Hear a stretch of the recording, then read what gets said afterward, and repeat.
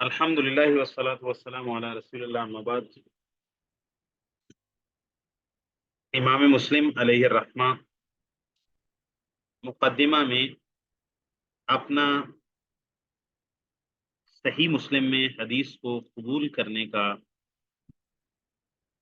اپنا منہج بتانے کے بعد، جس کو ہم خلاصتاً اس طرح بیان کرتے ہیں کہ امام مسلم رحمہ اللہ فرماتے ہیں کہ جب ہم نے یہ دیکھا کہ بہت سارے لوگ جو اپنے آپ کو محدث کے طور پر باور کرواتے ہیں، وہ لوگوں کے سامنے ایسی حدیث بیان کرتے ہیں عوام الناس کے سامنے، جن میں صحت و ذوق کی کوئی تمیز نہیں، اور وہ ہے بھی عوام الناس کو کے عمل سے تعلق رکھنے والی حدیث ہیں یا گناہ ثواب حلال و حرام سے۔ تو جبکہ وہ لوگ جو لوگوں کے سامنے ان حدیث کو بیان کرتے ہیں، تو وہ جب ان سے کہا جاتا ہے کہ بھئی یہ روایات ضعیف ہیں، وہ اپنی زبان سے اقرار بھی کرتے ہیں کہ یہ روایات ضعیف ہیں، ان کے روات معتمد علیہم نہیں ہیں، اور اسی طرح اپنے دل میں مانتے بھی ہیں اور زبان سے اقرار بھی کرتے ہیں۔ ساتھ ہی ساتھ اب یہ امام مسلم رحمہ اللہ کا اشارہ کن لوگوں کی طرف ہے؟ معلوم یہ ہوتا ہے کہ یہ اشارہ امام مسلم رحمہ اللہ کا ایسے حدیثوں کو بیان کرنے والے لوگوں کی طرف ہے جو اس دور میں حدیث کا حلقہ لگاتے تھے، حدیث کا درس، اور عوام الناس میں جس طرح جمعہ کے خطبہ میں یا مواعظ میں یا جو دروس ہوتے ہیں، مجالس ہوتی ہیں جس میں طلبۃ العلم یا طلبۃ الحدیث متخصصین فی علم الحدیث شریک نہیں ہوتے صرف، بلکہ اس میں عوام الناس بھی آتی، جس طرح یہ عام محاضرات ہوتے ہیں، دروس ہوتے ہیں، کانفرنسز ہوتی ہیں، اجلاس اور جلسے وغیرہ ہوتے ہیں۔ تو اس میں تو مطلب اب عوام الناس ہے، ان کو طہارت کے مسائل سیکھنا ہے، نماز کے مسائل سیکھنا ہے، ان کو آ، ثواب و گناہ کے حوالے سے یا اعمال کے فضائل کے حوالے سے ان کو موٹیویٹ کرنا ہے، ترغیب دلانا ہے۔ تو وہاں پر عوام الناس میں ضعیف روایات بیان کی جاتی ہیں، اور یہ جانتے ہوئے بھی کہ یہ ضعیف روایات ہیں۔ تو امام مسلم رحمہ اللہ نے فرمایا، پھر جب ہم نے یہ دیکھا تو ہم نے کہا کہ یہ تو عوام الناس میں ضعیف روایات کو، جو حدیث کے باب میں متخصص نہیں ہیں، جو علماء میں شامل نہیں ہیں، ان کے سامنے ضعیف روایات بیان کرنا، تو وہ تو ان کو سن کر ان پر عمل کریں گے، ان سے متاثر ہوں گے، کیونکہ ان کے لیے تو صحیح ضعیف کی تمیز نہیں ہے عوام الناس میں۔ جس طرح ہم مثال لے لیتے ہیں، شرمانے کی کیا ضرورت ہے، فضائل اعمال جیسی کتابیں آ، اور تبلیغی نصاب جیسی کتابیں آپ لکھیں گے، اور فضائل حج، فضائل صدقات، اب یہ آپ کیا متخصصین طلباء کے لیے لکھ رہے ہیں؟ یہ علماء جہابذہ کے لیے لکھ رہے ہیں آپ؟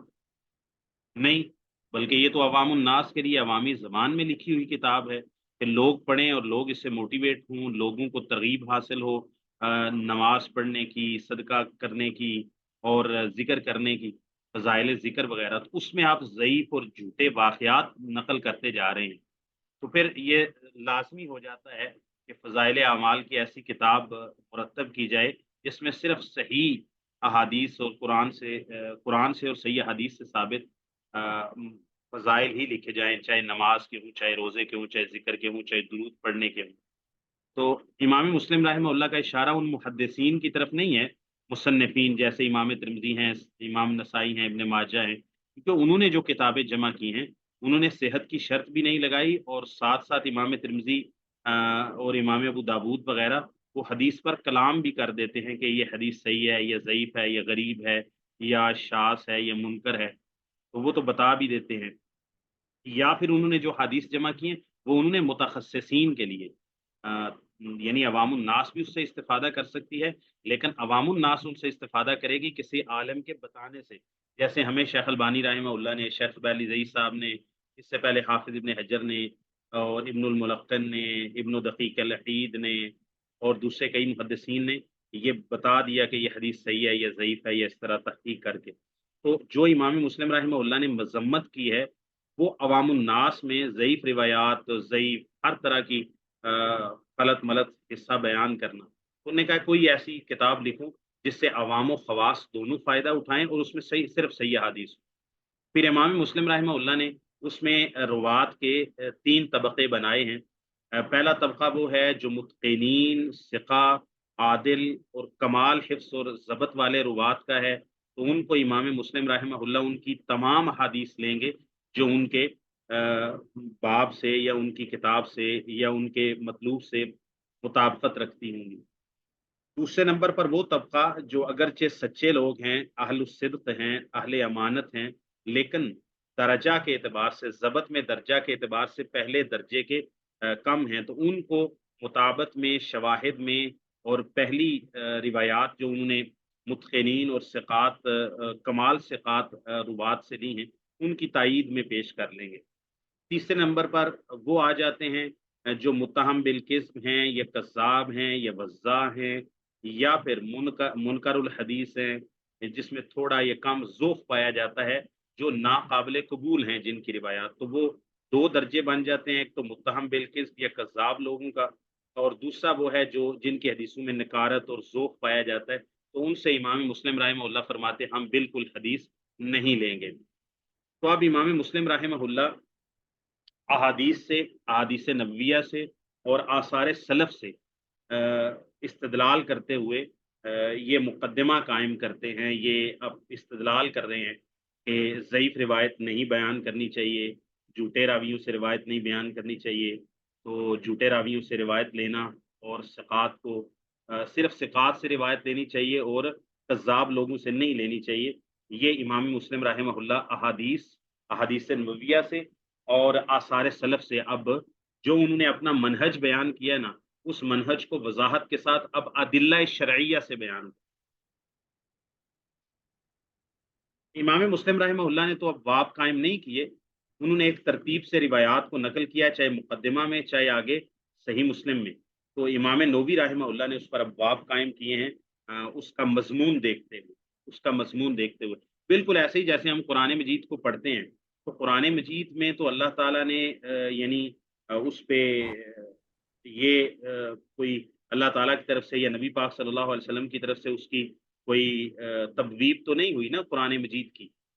تو لیکن جب ہم پڑھتے ہیں تو ہم کہتے ہیں کہ بھئی سورہ البقرہ کے شروع کے اندر یہاں پر متقین کا تذکرہ ہے, پھر ہم کہتے ہیں کہ اس کے بعد جو ہے وہ کفار کا تذکرہ ہے جو خالص کافر ہیں, پھر اس کے بعد منافقین کا تذکرہ ہے, پھر یہود کا تذکرہ ہے, پھر آل بنی اسرائیل کا تذکرہ ہے, پھر ابراہیم علیہ السلام کا تذکرہ ہے, آدم علیہ السلام کا. تو وہ ہم قرآن مجید کے حصوں کو اس آیت کے یا اس صورت کے اندر جو مضامین ہوتے ہیں ان مضامین کے اعتبار سے قرآن مجید کی تفسیر میں اس پر تبویب کر دی جاتی ہے, کوئی مفسر کر دیتا ہے.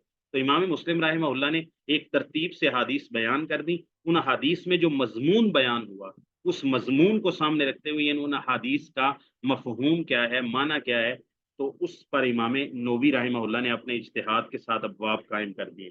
تو یہ بات معلوم ہونی چاہیے کہ طلبہ حدیث کو جو صحیح مسلم کو پڑھ رہے ہیں کہ امام بخاری نے تو اپنی حدیث پر ابواب, کتب اور تراجم خود قائم کیے ہیں, اور باقی تمام محدثین نے جو کتب ستہ کے اندر حدیث آتی ہیں, لیکن امام مسلم رحمہ اللہ نے کوئی تبویب نہیں کی ہے, صرف احادیث کو ایک ترتیب سے لکھ دیا. اور جو بندہ بھی صحیح مسلم کو پڑھتا ہے اور کوئی بھی باب اس کے سامنے امام نووی کے باب نہ ہوں, صرف امام مسلم رحمہ اللہ کا متن ہو, تو وہ شخص بھی جان سکتا ہے کہ امام مسلم رحمہ اللہ نے ایک خوبصورت ترتیب کے ساتھ احادیث کو نقل کیا, اس کو بے ترتیبی نظر نہیں آئے گی تبویب نہ ہونے کے باوجود. آپ طہارت میں پڑھ لیں, اس طرح کتاب الصلاۃ ہے, کتاب الجنائز ہے, کتاب الصیام ہے, اسی طرح کتاب الزکوٰۃ ہے, کتاب الحج ہے. تو امام مسلم رحمہ اللہ نے ایک ترتیب سے کتاب کو جمع کیا. وہ ترتیب آپ کو کہیں بھی ترتیب خراب ہوتی ہوئی نظر نہیں آئے گی, لیکن امام مسلم رحمہ اللہ نے مینشن نہیں کیا, ہیڈنگ نہیں دی کہ یہ میں اب کتاب الطہارہ شروع ہو رہی ہے, اب یہ باب الوضو ہے، یہ باب الغسل ہے، ایسی بات نہیں۔ تو امام نووی باب قائم کرتے ہیں باب وجوب الروایت عن الثقات و ترک الکذابین۔ امام مسلم رحمہ اللہ کے روایات نقل کرنے سے یہ بات معلوم ہوتی ہے کہ اس پر ہیڈنگ یہ بنتی ہے امام نووی کے نزدیک کہ ثقات سے روایات کو بیان کرنے کا واجب ہونا و ترک الکذابین، اور جھوٹے کذاب راویوں کی روایت کو ترک کر دے۔ ثقات کی روایات کو ثقات سے روایت کرنا لازم ہے، یعنی جو روایت آپ نے لینی ہے آپ پر لازم ہے کہ آپ ثقات سے لیں، اور آپ پر لازم ہے کہ آپ کذابین کی روایات کو ترک کر دیں۔ وعلم، امام مسلم فرماتے ہیں وعلم، تو جان لے، وفقک اللہ تعالی، اللہ تعالیٰ تجھے توفیق دے، ان الواجب، اب اسی واجب سے امام نووی نے وجوب الروایات عن الثقات، امام مسلم کے جو عبارت ہے اسی سے جو ہے وہ باب کشید کیا ہے۔ ان الواجب علی کل احد عرف التمییز بین صحیح الروایات و سقیمها، لازم ہے علی کل احد، ہر اس شخص پر، عرف جس نے جان لیا، التمییز فرق، بین صحیح الروایات و سقیمها، صحیح اور ضعیف روایات کے درمیان جس نے فرق کرنا جان لیا، وثقات الناقلین لها من المتہمین، اور ان روایات کو نقل کرنے والوں میں سے ثقات کو، من المتہمین، متہم یعنی تہمت والے، جن پر جھوٹ بولنے کی تہمت ہے، اس نے فرق کر لیا۔ روایات اور ضعیف روایات کے درمیان جس نے فرق کو پہچان لیا، اور ثقات روات اور متہمین روات کے درمیان، راویوں کے درمیان فرق کو جس نے پہچان لیا۔ احادیث صحیحہ اور احادیث غیر صحیحہ یعنی ضعیفہ، ان کے درمیان جس نے فرق کو پہچان لیا، اور ثقات راویوں اور غیر ثقات راویوں کے درمیان جس نے فرق کو پہچان لیا، اس شخص پر لازم ہے اللہ یروی منہا الا ما عرف صحت مخارجہ، اس پر لازم ہے کہ نہ وہ روایت کرے منہا، ان روایات میں سے، یس منہا کے ضمیر روایات کی طرف لوٹے گی، روایات میں السلام سے۔ علیکم ورحمۃ اللہ۔ شیخ محترم، قطع کلامی معافی ہے، بھائی کا مائک بڑا ڈسٹرب کر رہا ہے، انہیں کہنا بند کریں۔ جی میں بند کر دوں، مائک آف رکھا کریں بھائی، مائک آف۔ جب آپ کلاس میں شامل ہوتے ہیں نا، پہلے تو آپ اپنے زوم کے سیٹنگ میں چلے جائیں، جیسا کہ میں نے پہلے دن سے یہ سیٹنگ کی ہوئی ہے کہ ویڈیو آف رہے گی، تو اللہ کا شکر ہے 3.5 سال میں کبھی بھی ویڈیو مطلب آن نہیں ہوئی، تو آپ اپنی سیٹنگ میں مائک کو آف پہ رکھیں، یا جب آپ کلاس میں آتے ہیں تو اس وقت مائک آن ہوتا ہے، تو آپ کا سب سے پہلا کام یہ ہے کہ جو ہی آپ کی زوم آن ہوئی، آپ نے سب سے پہلے کلک کر کے اپنا مائک آف کر دیا۔ جی،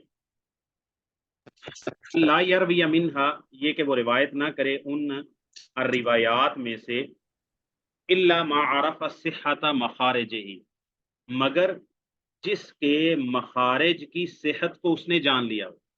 مخارج مخرج کی جمع ہے، اور مخرج یعنی اس روایت کا ماخذ کیا ہے، اس روایت کی سند کیا ہے، اس روایت کے رجال کیا ہیں، اس روایت کے روات کیا ہیں، اس روایت کو بیان کرنے والے کون ہیں، اور کن کی سلسلے سے وہ روایت ہم تک پہنچی۔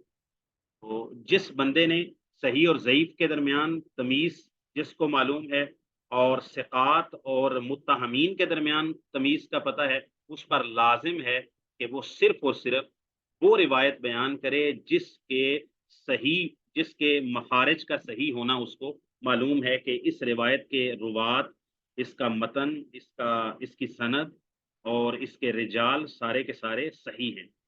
والستارۃ فی ناقلیہ، الستارۃ کا مطلب ہے پردہ، اور محفوظ ہونا، ہم اس کا ترجمہ کریں گے محفوظ ہونا، الصیانۃ، امام نووی نے اس کا ترجمہ کیا الصیانۃ۔ صانع یصون کا مطلب ہوتا ہے نا کس چیز کو بچانا، حفاظت کرنا۔ اس نے اس روایت کے مخارج کی صحت کو جان لیا، والستارۃ، اور محفوظ ہونا، فی ناقلیہ، جمع کا صیغہ ناقلین، اور اس کی اضافت ہوئی ہا ضمیر کی طرف تو نون جمع مذکر سالم گر گیا، تو فی ناقلی ہی، اور اس حدیث کو نقل کرنے والوں کا محفوظ ہونا، یعنی تہمت سے محفوظ ہونا، ذوف سے محفوظ ہونا، اور ضبط اور حفظ میں کسی طرح کی کمزوری، اور اسی طرح ان کی عدالت میں کسی قسم کا کوئی عیب ہونا، ان ساری چیزوں سے محفوظ ہونا وہ جان لے۔ وَأَن يَتَّقِيَ مِنْهَا مَا كَانَ مِنْهَا عَنْ أَهْلِ التُّهَامِ وَالْمُعَانِدِينَ مِنْ أَهْلِ الْبِدَعِ، اور اس پر لازم ہے کہ وہ بچے منہا ان روایات میں سے، ما کان منہا جو ان روایات میں سے ہوں، ان اہل التہامی تہمتوں والوں سے، یعنی ان المتہمین، ان اہل التہامی ای متہمین راویوں سے، متہم راویوں سے ہو، والمعاندین اور مخالفین سے، عناد والے مخالفین۔ وہ مخالفین کون ہیں؟ من اہل البدع، جو دین کے مخالف ہیں، سنت کے مخالف ہیں، صحیح منہج کے مخالف ہیں۔ تو ایک تو بدعتی جو دین کے مخالف ہیں، سنت کے مخالف ہیں، ان سے روایت نہ کرے، اور دوسرا جن پر کوئی تہمت ہے، چاہے ان کی عدالت میں چاہے ان کے ضبط میں، تو ان سے روایت نہ لے، ان کی روایت سے بچے۔ والدلیل على ان الذي قلنا من هذا هو اللازم دون من خالفه، دلیل اس پر کہ بے شک جو ہم نے کہا ہے من هذا، اس کلام میں سے یا اس منہج میں سے، هو اللازم دون من خالفه، وہی لازم ہے دون من، اس بندے کے علاوہ، من خالفہ جو اس کی مخالفت کر، یعنی جو ہمارا موافق ہے، محدثین کے طریقے پر چلنا چاہتا ہے، جو پیسے ان نے بیان کیا، من نہا نحوہم، تو جو محدثین کے سبیل پر چلنا چاہتا ہے، اہل سنہ کے سبیل پر چلنا چاہتا ہے، اس پر لازم ہے دون من خالفہ، اور جو بدعتی ہے، جو اہل سنہ کے مخالف ہے، جو اہل الہوا ہے، تو اس پر تو یہ لازم نہیں ہے نا، کیونکہ وہ یہ لازم ہونا اپنے اوپر قبول ہی نہیں کرے گا، کیونکہ وہ معاندین میں سے، اہل البدع میں سے ہے، محدثین کے طریق پر نہیں ہے۔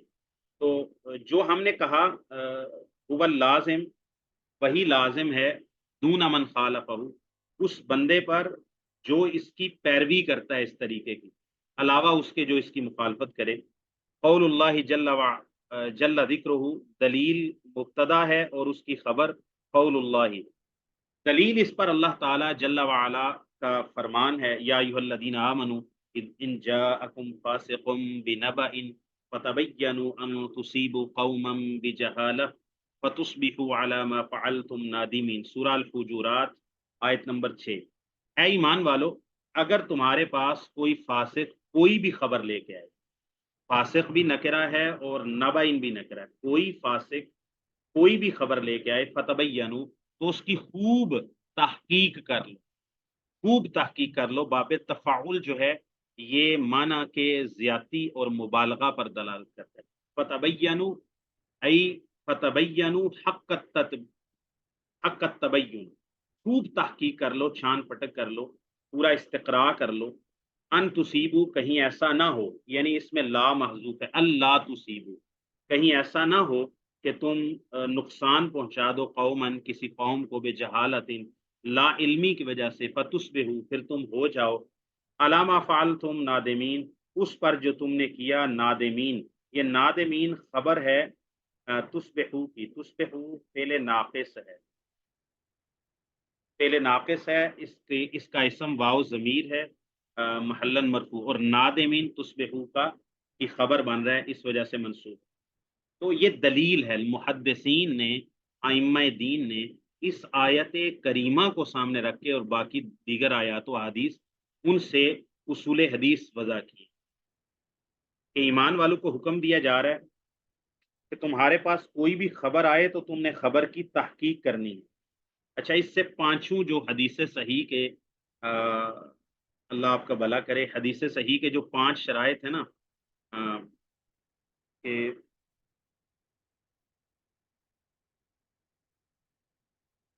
الحدیث الصحیح الذی یرویہ العدل الضابط عن مثله الى منتهاه من غیر شذوذ ولا علت، کہ اس کو نقل کرے عادل راوی اپنے جیسے عادل سے، بغیر کسی شذوذ کے، بغیر کسی علت کے، علت قادحہ کے۔ تو جاءکم سے اتصال سند مراد ہے، یعنی اتصال سند کا استدلال کیا۔ اچھا، فاسقن سے راوی کی عدالت اور عدم عدالت۔ اچھا، نبعین، تمہارے پاس کوئی خبر لے کے آئے، اس سے ضبط الراوی بھی مراد ہے۔ کیسے؟ کہ بھائی جب وہ خبر لائے گا تو یاد رکھے گا تو خبر دے گا نا۔ اور تبینو سے یہی مراد ہے۔ تبینو میں دو چیزوں کو جاننا ہے، ایک اس شخص کی اپنی حالت کو کہ آیا وہ عادل ہے، فاسق فاجر تو نہیں ہے، اور دوسرا اس کا ضبط جاننا ہے۔ فتبینو، خبر کی تحقیق کر لو کہ جو اس نے خبر دی ہے آیا یہ خبر یاد رکھنے والا بھی ہے کہ نہیں ہے، اس کا ضبط قوی ہے یا ضبط ضعیف۔ جی، تو اس سے شرائط جو ہے نا، امام کیا نام ہے ان کا، خطیب بغدادی علیہ الرحمہ، انہوں نے کافی تفصیل کے ساتھ جو سند کی اور روایت کی شروط ہے نا، اس پر قرآن و سنت کے اور سلف کے اقوال سے دلائل دیے ہیں۔ تو یہ بنیاد ہے۔ جب کہتے ہیں نا کہ یہ جو صحیح کی شرائط آپ کدھر سے لے کے آئے ہیں، تو قرآن مجید سے اور احادیث صحیحہ سے یہ شرائط معلوم ہوتی ہے کہ آپ کے پاس کوئی بھی خبر آئے گی، آپ اس کی تحقیق کریں گے۔ تحقیق آپ خبر کی بھی کریں گے اور مخبر کی بھی کریں گے۔ مخبر کی کریں گے کہ آیا یہ شخص عادل ہے، نمبر ایک۔ دوسرا، اگر عادل ہے تو کیا ضابط بھی ہے کہ نہیں۔ پھر اس کے بعد خبر کی تصدیق کریں گے۔ ایک ہے خبر، یعنی آپ، ایک ہوتا ہے المخبر اور ایک ہوتا ہے المخبر بہی۔ مخبر کون ہے؟ اسم فاعل کا صیغہ، خبر دینے والا، ای الراوی۔ اور مخبر بہی کیا ہے؟ ای الروایت۔ تو مخبر کی خبر یعنی خبر دینے والے راوی کی بھی اس میں تحقیق کرنی ہے، اور المخبر بہی روایت کی بھی تحقیق کرنی ہے، تو اس میں کوئی شذوذ تو نہیں پایا جاتا۔ ایک بندہ عادل ہے، ضابط بھی ہے، لیکن وہ کہیں دوسرے ثقات کی مخالفت تو نہیں کر رہا، تو خبر کی بھی تحقیق کرنی ہے اور مخبر کی بھی تحقیق کرنی ہے۔ جی، اچھا۔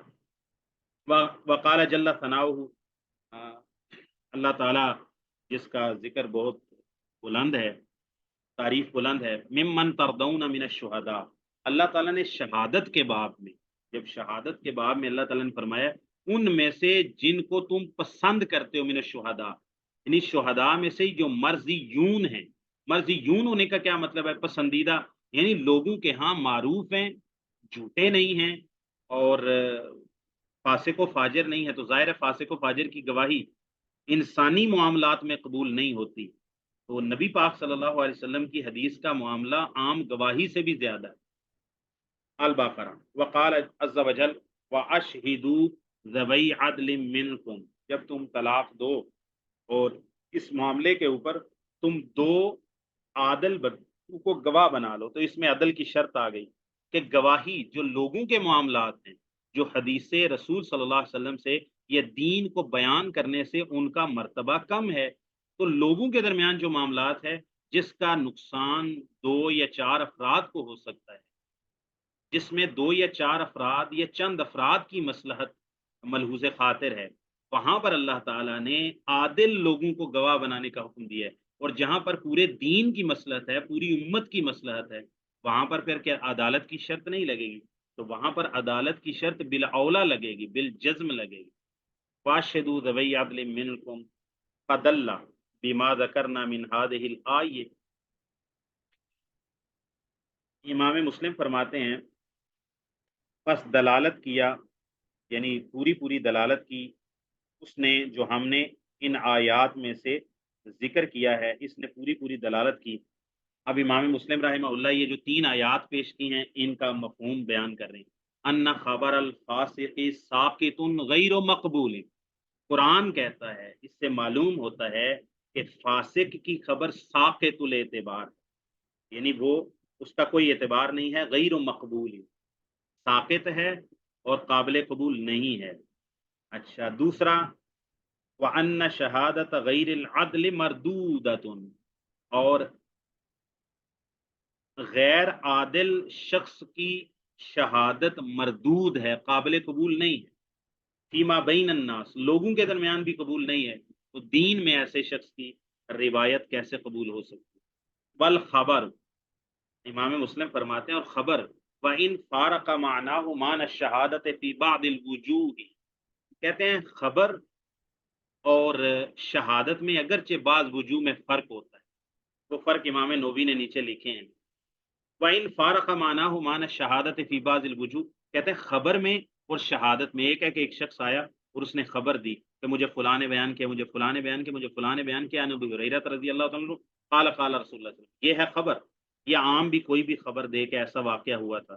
تو ایک ہے شہادت دینا، یعنی قاضی کے سامنے یا لوگوں کے درمیان جو معاملات ہوتے ہیں اس میں گواہی دینا، تو اگرچہ شہادت میں اور خبر میں کچھ چیزوں کے اندر فرق پایا جاتا ہے، لیکن فقد یجتمعان فی عدم معانیہما، اگرچہ بعض چیزوں میں شہادت اور خبر کے درمیان فرق موجود ہے، خبر میں اور شہادت میں بعض چیزوں میں خبر ہوتا ہے، فرق ہوتا ہے، فقد یجتمعان، پس تحقیق وہ جمع ہو جاتی ہیں، فی اعظم معانیہما، اپنے اکثر معانی میں خبر اور شہادت مجتمع ہیں، اکٹھی ہیں، مشترک ہیں۔ اذ کان خبر الفاسق غیر مقبول عند اہل العلم کما ان شہادتہ مردودۃ عند جمیع، کہتے ہیں اب دونوں کا اتفاق، خبر اور شہادت ایک ہی معنی میں ہو جاتی ہیں، کس چیز میں؟ کہ جب فاسق کی خبر قابل قبول نہیں ہے محدثین کے نزدیک، اہل العلم کے نزدیک، اسی طرح جو فاسق کی شہادت ہے وہ بھی تمام اہل علم کے نزدیک، فقہا ہوں، محدثین ہوں، قضات ہوں، سب کے نزدیک فاسق شخص کی شہادت مردود ہوتی ہے، اسی طرح اہل العلم کے نزدیک فاسق شخص کی خبر مردود ہوتی ہے۔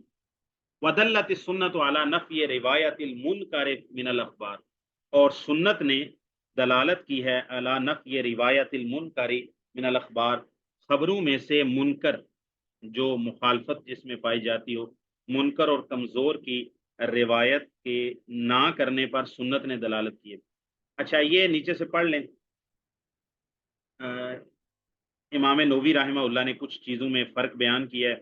الفرق بین الخبر والشہادت ھذا من الدلائل الصریحۃ علی عظم قدر مسلم وکثرت فقہ، تو کہتے ہیں یہ دلیل ہے کہ امام مسلم رحمہ اللہ کس قدر مطلب عظیم القدر انسان تھے اور ان کی فقاہت کتنی زیادہ تھی، ان کو معلوم ہے کہ خبر کا جو ہے محل کیا ہے، شہادت کا محل کیا ہے، کہاں یہ آپس میں اکٹھی ہوتی ہیں اور کہاں مفترق ہوتی ہیں۔ علم ان الخبر والشہادت یشترکان فی اوصاف، کچھ اوصاف میں خبر اور شہادت امام نووی کہتے ہیں یہ جمع ہو جاتے ہیں، ویفترکان فی اوصاف، کچھ اوصاف میں یہ جدا ہو جاتے ہیں، فیشترکان، اب خبر اور شہادت کن کن چیزوں میں مشترک ہوتی ہیں؟ فی اشتراط الاسلام، خبر میں اور شہادت دونوں میں مسلم ہونا شرط ہے، والعقل، دونوں میں عقل یعنی شرط ہے، مجنون کی اور جو بلوغت کو نہیں پہنچا یعنی بچہ ہے، ان دونوں کی نہ شہادت قابل قبول ہے نہ خبر قابل قبول ہے۔ والبلوغ والعدالت، اور بالغ ہونا اور عادل ہونا دونوں میں شرط ہے، خبر میں بھی شرط ہے اور شہادت میں بھی۔ والمروءۃ وضبط الخبر والمشہود بہ عند التحمل والاداء، اور مروت کا خیال رکھنا، یعنی وہ شخص کوئی بد اخلاق نہ ہو اور عرف کے خلاف کام نہ کرتا ہو، وضبط الخبر، اور خبر کو یاد بھی رکھنا، محفوظ رکھنا، والمشہود بہ، اچھا، اور جس چیز کی وہ گواہی دے رہا ہے، خبر کو یاد رکھنا اور اسی طرح جس بات کی وہ گواہی دے رہا ہے اس بات کو بھی یاد رکھنا، گواہی کو، یہ بھی اس کے دونوں میں مشترک ہے۔ عند التحمل والاداء، یعنی اس کو یاد کرتے لیتے وقت، والاداء، اور گواہی یا خبر کو ادا کرتے وقت، ویفترقان فی الحریۃ والذکوریۃ والعدد والتہمۃ وقبول الفرع مع وجود الاصل فیقبل خبر العبد والمرأة والواحد، کہتے ہیں کہ کچھ چیزوں میں خبر اور شہادت آپس میں جدا ہو جاتی ہیں۔ دیکھیں، جو اکثر فقہا کے نزدیک گواہی کے اندر غلام کی گواہی قبول نہیں کی جاتی اکثر معاملات میں، اس میں حریت شرط ہے۔ دوسرا، کچھ چیزوں کے اندر ذکوریت شرط، یعنی مذکر یعنی مرد کی گواہی، جیسے دو مرد گواہی دیں، اگر ایک مرد ہے تو پھر دو عورتیں ہوں گی، تو وہاں پر مرد اور عورت کی گواہی میں فرق کیا گیا ہے، لیکن خبر میں کوئی فرق نہیں۔ سیدنا ابو ہریرہ رضی اللہ تعالیٰ عنہ کی خبر ہو یا سیدہ عائشہ رضی اللہ تعالیٰ عنہ کی خبر ہو، لا فرق بینہما۔ اچھا، عدد میں گواہی کے اندر کہیں ایک گواہ سے کام چل جاتا ہے، کہیں دو گواہیاں ضروری ہوتی ہیں، اور کہیں چار گواہیاں ضروری ہوتی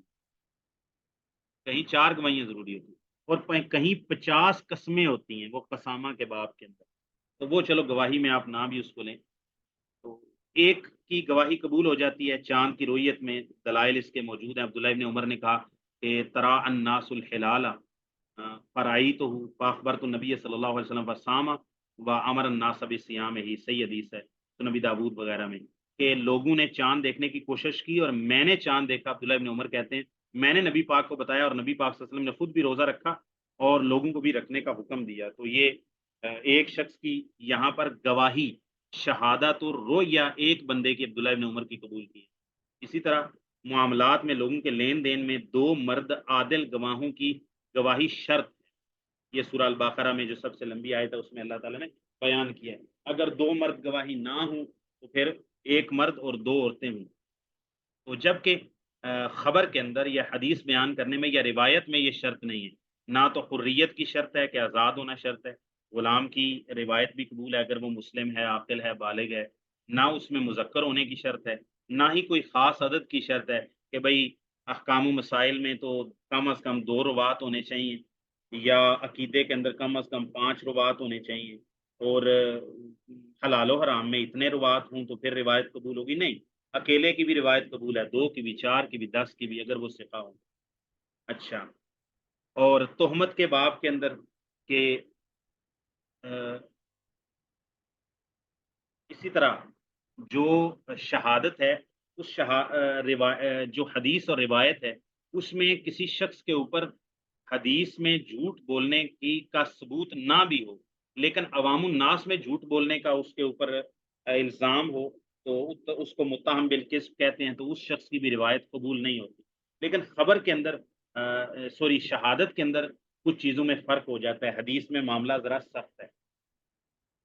قبول الفرع مع وجود الاصل، اچھا، یہ تھوڑا سا فقہی مسئلہ ہے۔ بھئی ایک شخص ہے، مثال کے طور پر ایک صحابی ہے اور ایک تابعی ہے، تو اصل کون ہے جس سے وہ روایت چلی ہے؟ وہ صحابی ہے، اور جو اس کا شاگرد ہے تابعی، وہ فرع ہے، اس نے روایت اس صحابی ابو ہریرہ رضی اللہ تعالیٰ سے لی ہے۔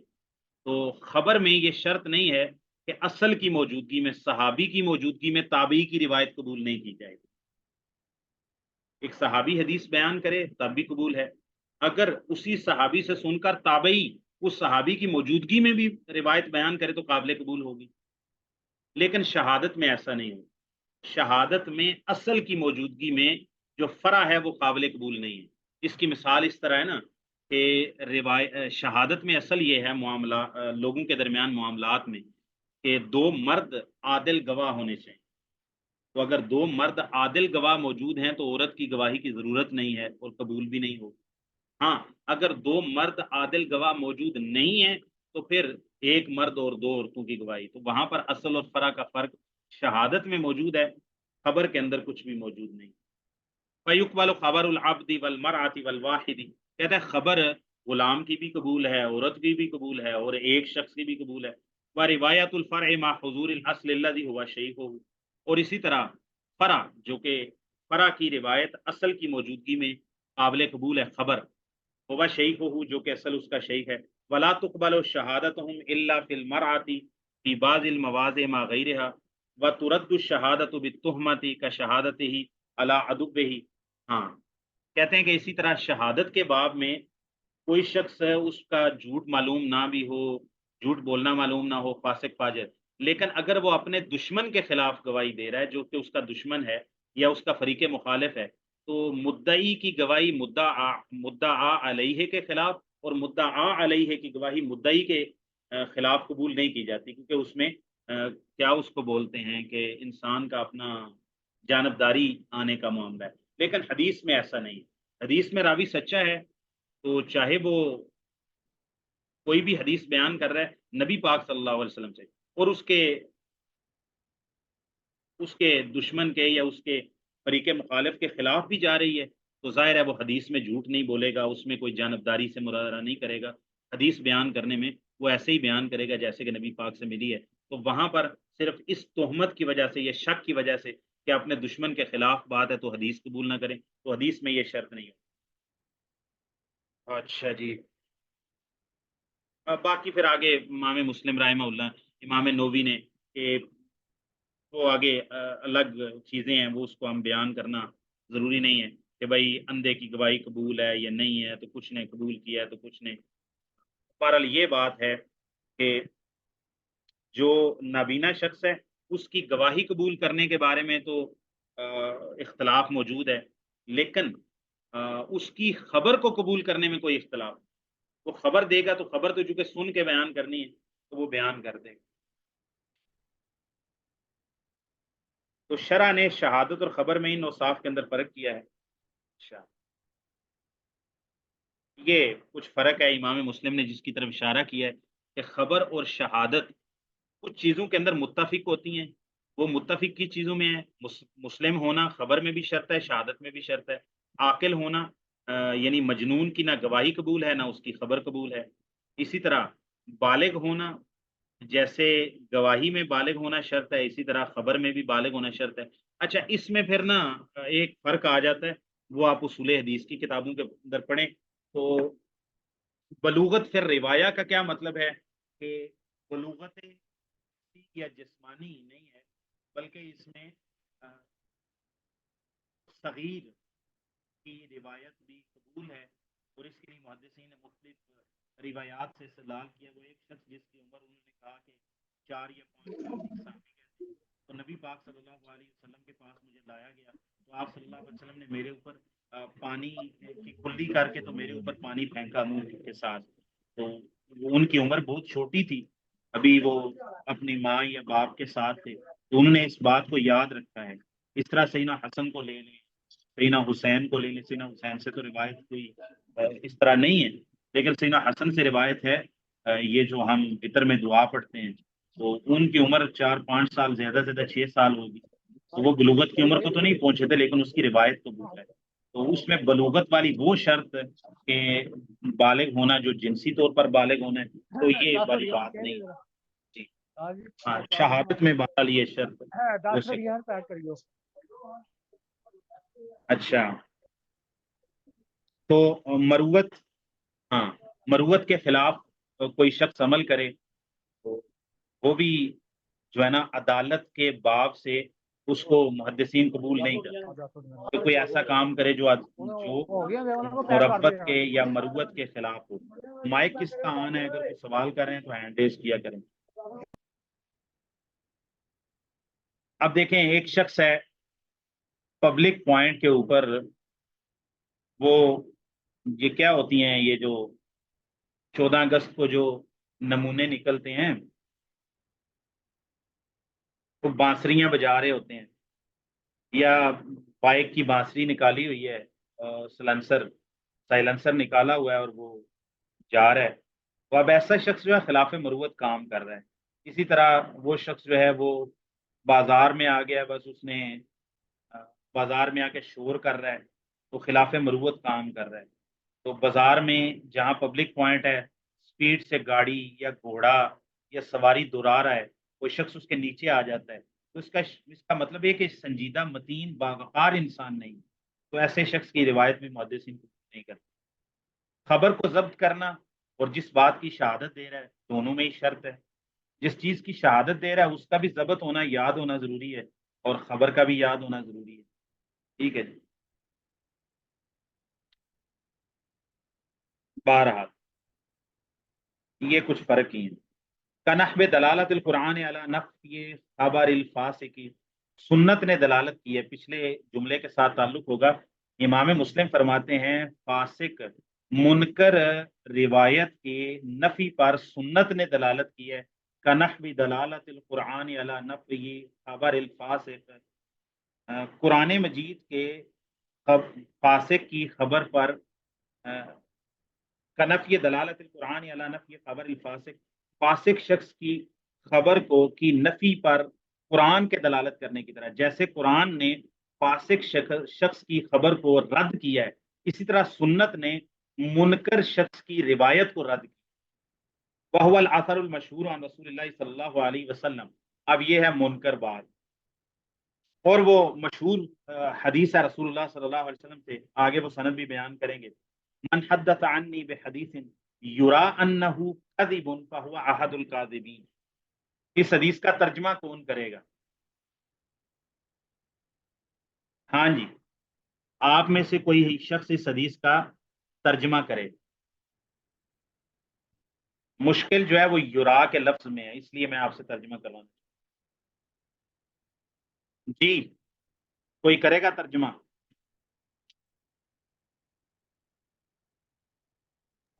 کون سی والی شیخ محمد؟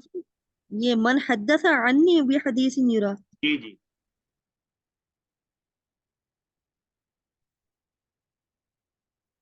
ہاں جی یہی۔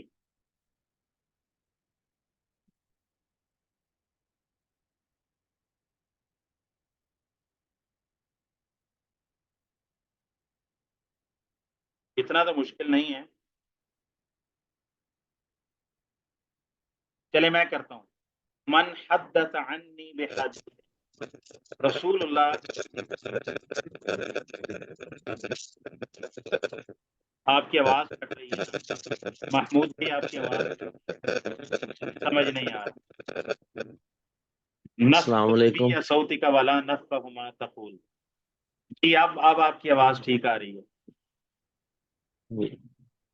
من حدث عنی، جو کوئی بیان کرے مجھ سے حدیث، کوئی حدیث، یرا دیکھا جائے وہ، انہو بے شک وہ، کاذبن جھوٹ بولتا ہے، فہو احد من الکاذبین، تو وہ نہیں ہے، جھوٹوں میں سے ایک غلط جھوٹا ہے ہے۔ ترجمہ، غلط ہے ترجمہ، خطا شیخ ہے صاحب میں اس میں۔ کروں؟ جی جی کریں۔ آپ صلی اللہ علیہ وسلم نے فرمایا کہ جو شخص مجھ سے حدیث نقل کرے اور وہ خیال کرتا ہو کہ یہ جھوٹ ہے تو وہ خود جھوٹا ہے۔ ہاں جھوٹوں میں سے ایک ہے، یہ ترجمہ ٹھیک ہے ماشاءاللہ، ٹھیک ہے جی۔ ہاں اسی لیے یہاں پر تنبیہ کرنا ضروری تھا۔ یہ حدیث کا ترجمہ یرا جو ہے نا، یہ یرا جو ہے نا، جب یہ مجہول استعمال ہو، مجہول استعمال ہو تو یہ ظنہ کے معنی میں ہو، ظنہ یظنو کے معنی، ٹھیک ہے۔ آپ کہتے ہیں ارا کا مطلب ہے میں خیال کرتا ہوں، یرا وہ خیال کرتا ہے، وہ گمان کرتا ہے، ان اس کو یقین نہیں۔ ظن یرا جب رعا یرا، ویسے تو یہ افعال یقین میں سے ہے، رعا یرا رویتن، یہ افعال یقین میں سے ہے، عالم یعلم کے معنی میں آتا ہے رعا یرا اکثر طور پر، لیکن جب یہ مجہول استعمال ہو تو پھر یہ افعال ظن میں سے ہوتا ہے، ظن یظن کے معنی میں، تو اس کا معنی یعنی اس کو مجہول پڑھتے ہیں اور ترجمہ اس کا معروف والا ظنہ کا معنی کرتے ہیں۔ من حدث عنی، اب اس کو معنی کو آپ کو محفوظ کر لیں، من حدث عنی بحدیث، جو شخص بیان کرے مجھ سے کوئی ایسی بات یا حدیث، یرا وہ خیال کرتا ہو، گمان کرتا ہو، انہو کذب کہ وہ بات جھوٹ ہے، اس کو خیال گزرتا ہو، گمان گزرتا ہو کہ یہ بات سچی نہیں ہے، جھوٹی ہے، بس سنی سنائی ہے، فہو احد الکاذبین، وہ جھوٹوں میں سے ایک جھوٹا ہے۔ ایک ہے کہ یقین ہونا کہ یہ خبر سچی ہے پھر تو بیان کرے، ایک ہے یقین ہونا کہ یہ بات جھوٹی ہے پھر تو آگے حدیث آ رہی ہے، من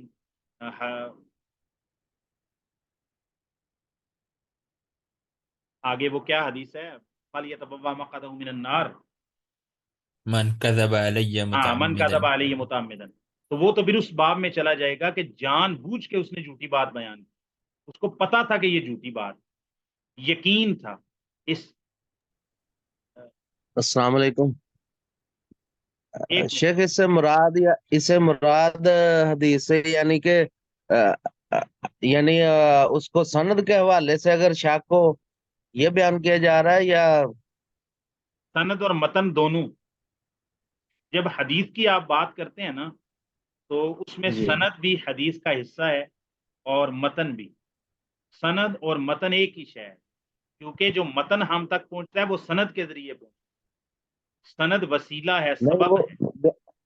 بیان کرنے والے کے بارے میں یعنی کہ کیا بیان کیا ہے کہ وہ سوچتا ہے اللہ کے نبی کے بارے میں سوچتا ہے جھوٹ، یا حدیث کے بیان ہونے کے بارے میں جھوٹ سوچتا میں مفہوم بیان کرتا ہوں نا، آپ ذرا ہے؟ دیکھیں نا. پہلے تو ترجمہ کر رہا ہوں. جو کوئی شخص مجھ سے ایسی حدیث بیان کرے، یرا ای یظن، وہ گمان کرتا ہو، خیال کرتا ہو، اس کو یقین نہ ہو اس کے سچے ہونے کا. یرا، وہ گمان کرتا ہو، خیال کرتا ہو، انہو کاذب، کہ یہ بات جھوٹی ہے یا جھوٹ ہے، جھوٹ ہونے کا خیال یا گمان ہو اس کو، فہو احد الکاذبین، تو وہ جھوٹوں میں سے ایک جھوٹا ہے. معنی اس حدیث کا کیا ہے کہ نبی پاک صلی اللہ علیہ وسلم سے کوئی روایت آتی ہے، اس شخص کو اس روایت کی صحت کا یقین نہیں ہے، اس کے صحیح ہونے کا اس کو علم بھی نہیں ہے، یقین بھی نہیں ہے، اس کے باوجود وہ اس کو بیان کر دیتے. اس کو اس روایت کے صحت کا علم اور معرفت نہیں ہے، تو گمان کرتے ہوئے بھائی اللہ کے نبی صلی اللہ علیہ وسلم سے ایسے آیا ہے. جس طرح ہم اکثر لوگوں کو سنتے ہیں، وہ کہتے ہیں مفہوم حدیث ہے، مفہوم حدیث ہے، حدیث کا مفہوم ہے، حدیث شریف کا مفہوم ہے. ٹھیک ہے، پتہ نہیں ہوتا کہ بھئی حدیث اس کا مخرج کیا ہے، یہ کس کتاب میں ہے، اس کا حوالہ کیا ہے، یہ صحیح ہے، ضعیف ہے، اس کی سند کیسی ہے، اس کا متن کیسا ہے. بس کچھ نہیں، مفہوم حدیث ہے جی، کہیں پڑھی ہوئی چیز. ٹھیک ہے. تو یا وہ کہتا ہے کہ یار ایک حدیث میں نے سنی ہے، پتہ نہیں وہ صحیح ہے یا ضعیف ہے، لیکن ایسے بیان کیا جاتا ہے. ٹھیک ہے. اور وہ السلام علیکم صیغہ ورحمۃ اللہ. اور وہ صیغہ تمریض سے بھی بیان نہیں کرتا. اگر ایک روایت کی صحت کا آپ کو یقین نہ ہو تو پھر محدثین کا طریقہ ہے اس کو صیغہ تمریض سے بیان کرتے ہیں. روی عن رسول اللہ صلی اللہ علیہ وسلم ہاکذا، ایک روایت کی جاتی ہے اس طرح، یعنی اس کو یہ نہیں کہتے کہ نبی پاک صلی اللہ علیہ وسلم کی بات ہے، اس کو نبی پاک کی طرف بالجزم منسوب نہیں کرتے، بلکہ اس کو شک کے صیغے کے ساتھ بیان کرتے ہیں. تو اس سے بھی پھر محدث بری و ذمہ ہو جاتا ہے.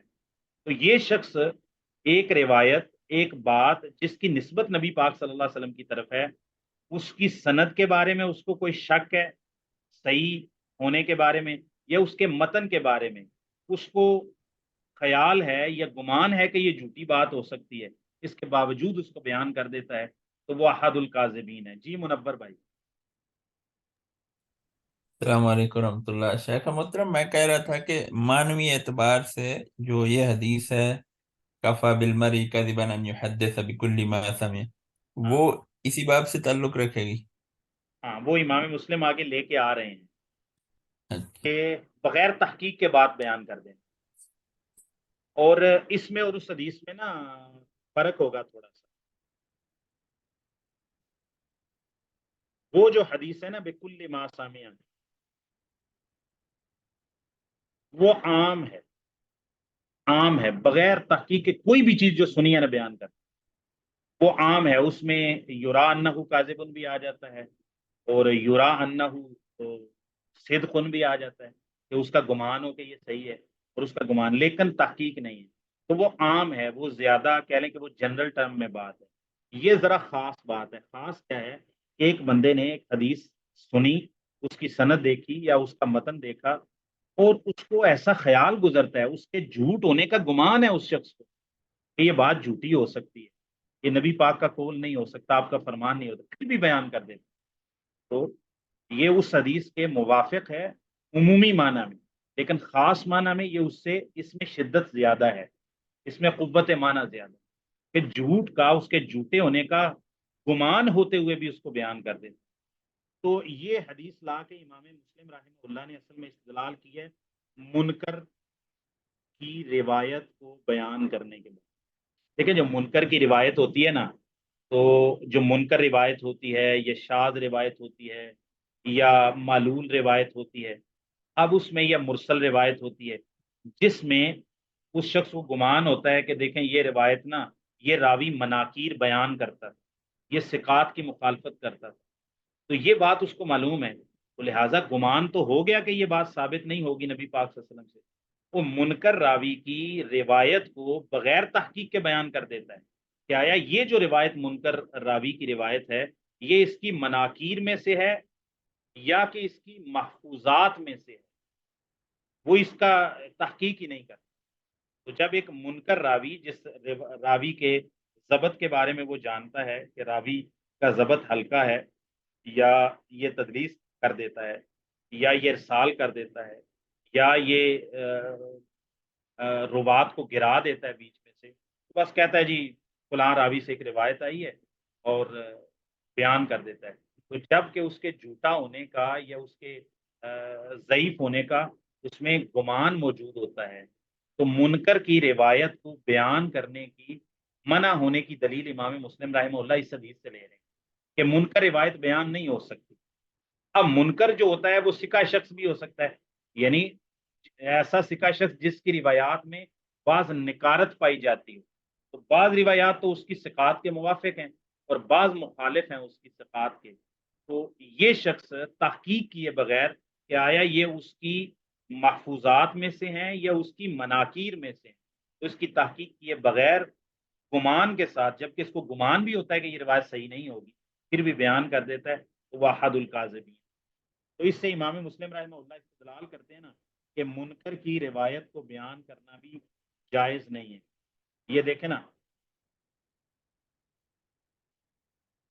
یہ امام مسلم رحمہ اللہ نے اپنے اس قول پر دلیل لائی ہے اس حدیث سے، من حدث عنی بحدیث یرا انہ کاذب فہو احد الکاذبین، کہتے ہیں سنت نے حدیث نے دلالت کی ہے علی نفی روایت المنکری من الاخبار، خبروں میں سے منکر اوپری روایت، غیر یعنی واضح روایت جس میں مخالفت یا شبہ پایا جاتا، منکر کا معنی یہاں شبہ بھی کر سکتے ہیں، تو شبہ والی منکر قسم کی روایت کو بیان کرنے کے نفی پر سنت نے دلالت کی۔ وہ سنت نے دلالت کیا کی ہے؟ امام مسلم یہی حدیث یرا انہو کاذبن، ایک شخص ایک روایت بیان کرتا ہے اور اس کو گمان ہوتا ہے کہ یہ جھوٹی بات ہو سکتی ہے، یہ غیر ثابت بات ہو سکتی ہے، پھر بھی بیان کر دیتا ہے، تو وہ شخص جھوٹوں میں سے ایک جھوٹا ہے۔ تحقیق کے بغیر بات آپ نبی پاک کی طرف منسوب نہیں کریں گے، بہت سخت اس معاملے میں ہے۔ آگے اسی حدیث کی سند ذکر کرتے ہیں، قال حدثنا ابو بکر ابن ابی شیبہ، مصنف ابن ابی شیبہ والے امام ابن ابی شیبہ ہیں، صاحب المصنف، اور یہ 231 ہجری میں فوت، 235 ہجری میں فوت، اور امام ابن ابی شیبہ رحمہ اللہ یہ کتب سکتہ کے جو محدثین ہیں نا تقریباً تمام کے یہ استاد ہیں، اور امام مسلم رحمہ اللہ نے تو بہت زیادہ، یعنی اگر میں یہ کہوں کہ صحیح مسلم کا چوتھا یا پانچواں حصہ امام ابن ابی شیبہ سے مروی ہے، یعنی اکثر روایات ابن ابی شیبہ سے لی ہیں، تو یہ غلط نہیں ہو، تو یہ میں اندازے سے کہہ رہا ہوں کیونکہ ہر صفحے پر 2-3 روایات ابن ابی شیبہ رحمہ اللہ سے آ جاتی ہیں۔ اچھا، ایک عثمان بن ابی شیبہ ہیں اور ایک ابو بکر ابن ابی شیبہ ہیں، تو جو مصنف ابن ابی شیبہ والے ہیں اور امام مسلم کے استاد 235 ہجری میں وفات پانے والے، وہ ابو بکر ابن ابی شیبہ ہیں، یہ ثقہ ہیں، متقن ہیں، امام ہیں، حجت ہیں، یہ اسی روایت کی سند ہے نیچے۔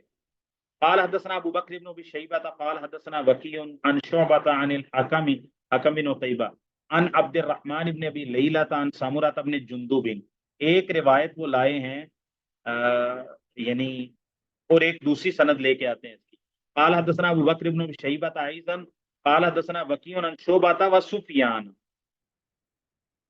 ٹھیک ہے، اور وہاں پر شعبہ حکم سے بیان کر رہے ہیں، یہاں پر شعبہ اور سفیان دونوں حبیب بن ابی ثابت سے بیان کریں، ان میمون ابن ابی شبیب ان المغیرہ ابن شعبہ قال، انہوں نے کہا قال رسول اللہ صلی اللہ علیہ وسلم، رسول اللہ صلی اللہ علیہ وسلم نے فرمایا، تو 2 صحابہ سے یہ روایت مروی ہے، ایک سمرہ بن جندب سے اور ایک مغیرہ ابن شعبہ رضی اللہ تعالی عنہما سے،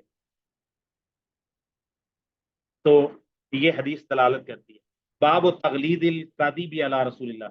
اچھا القاذب اور الکذب دو لغتیں ہیں. القاذب اور الکذب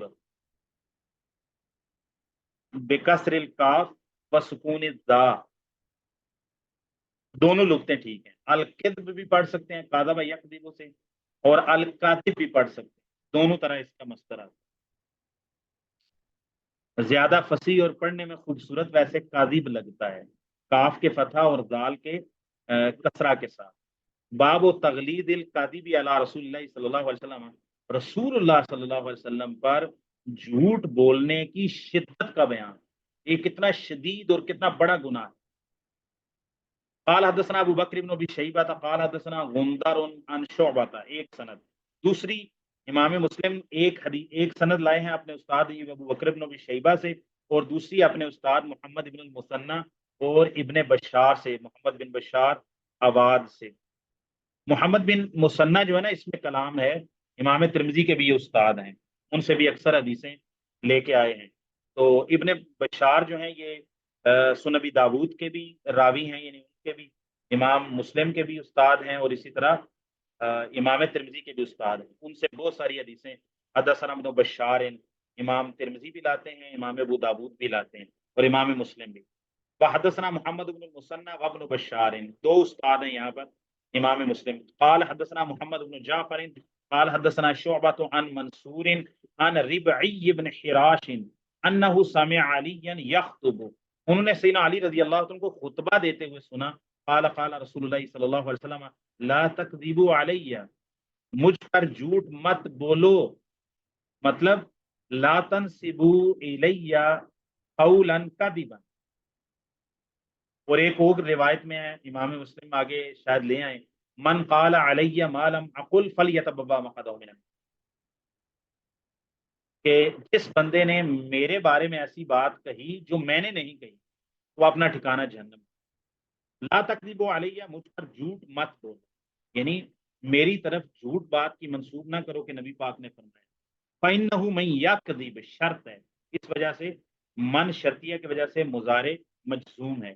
من یکذب علی یلج النار, جو کوئی مجھ پر جھوٹ بولے گا, جھوٹ باندھے گا, وہ جہنم میں آگ میں داخل ہوگا. یلج النار یہ من یکذب علی کی شرط کی جزا ہے, اور یلج تھا والج یلیج سے, تو الساکن اذا حرک حرک بالکسرہ, تو وصل کے لیے اس کو کسرہ دیا گیا. وقال حدثنا, آگے حدیث لائیں گے اسی باب میں کہ نبی پاک کی طرف جھوٹی بات کو منسوب کرنا یا جھوٹ نبی پاک پر باندھنا. قال حدثني زہیر بن حرب قال حدثنا اسماعیل یعنی ابن اولیہ عن عبد العزیز بن صہیب عن انس بن مالک انه قال انه لیمنعنی ان احدثکم حدیثا کثیرا.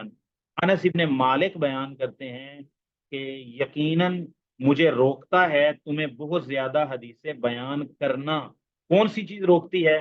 یہ والی بات, ان رسول اللہ صلی اللہ علیہ وسلم قال من تعمد علی کذبا فلیتبوأ مقعدہ من النار.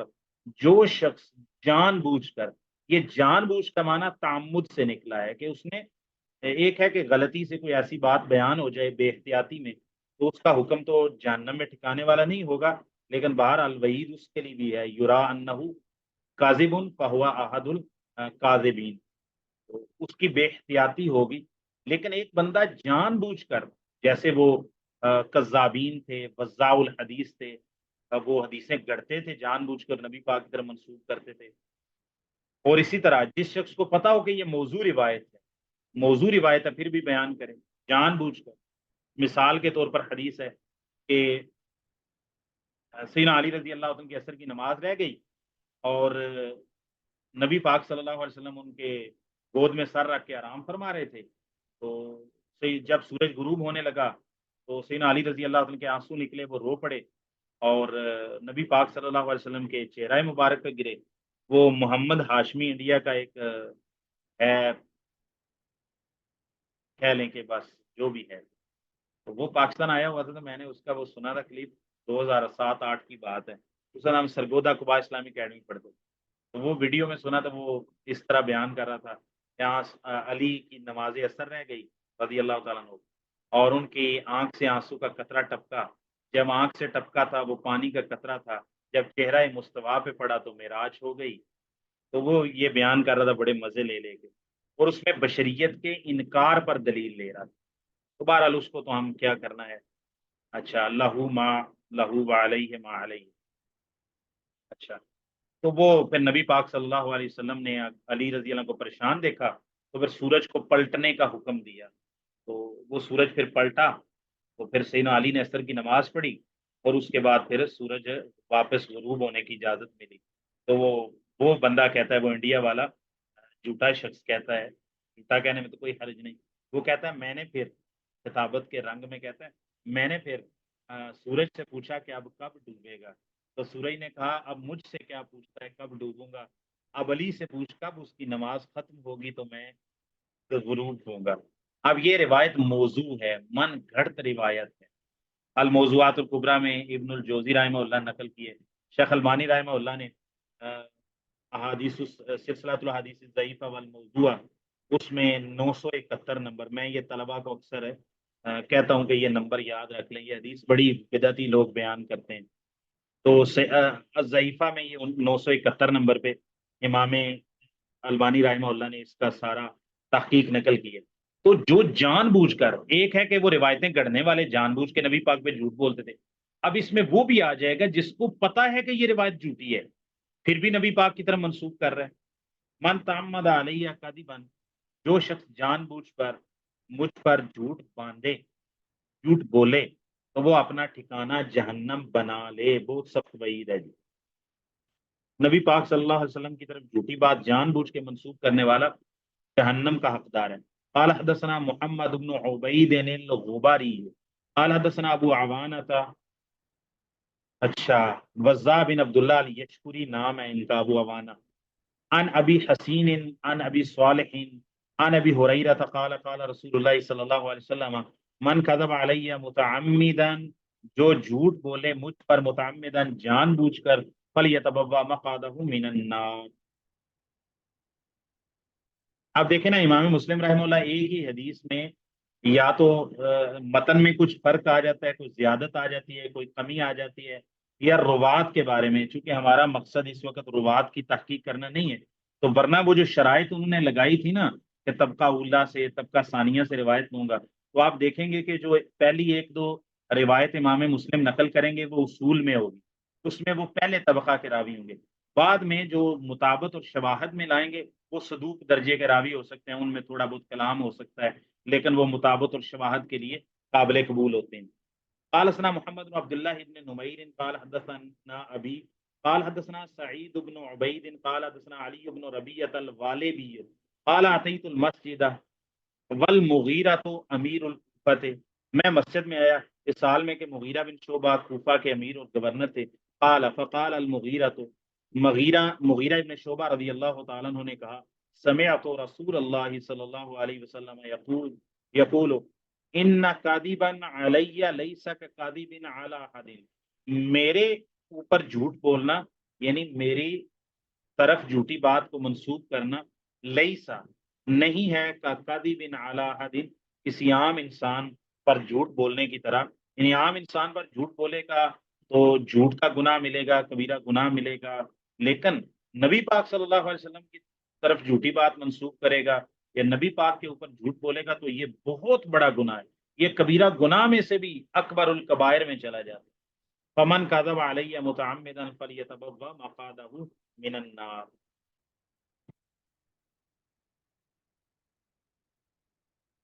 وقال حدثني علي بن حجر السعدي قال حدثنا علي بن مسهر اخبرنا محمد بن قيس الاسدي عن علي بن ربيعة الاسدي عن المغيرة بن شعبة عن النبي صلی اللہ علیہ وسلم بمثله ولم يذكر۔ اب یہ امام مسلم رحمہ اللہ جو بتایا تھا کہ اگر کوئی روایت دوسری روایت کے پڑوس میں آتی ہے، اس میں کوئی زیادت ہے، کوئی کمی ہے، تو وہ میں وہاں پر پھر تکرار لانا کیوں لازم ہو جاتا ہے۔ اب تکرار کیوں لا رہے ہیں اس کی وضاحت تو انہوں نے اسی طرح ذکر کیا، لیکن یہ لفظ ذکر نہیں کیے ان کاذبا علی لیس کاذب علی احد، تو یہ والی سند میں انہوں نے ذکر نہیں کیا راوی نے یہ والی بات۔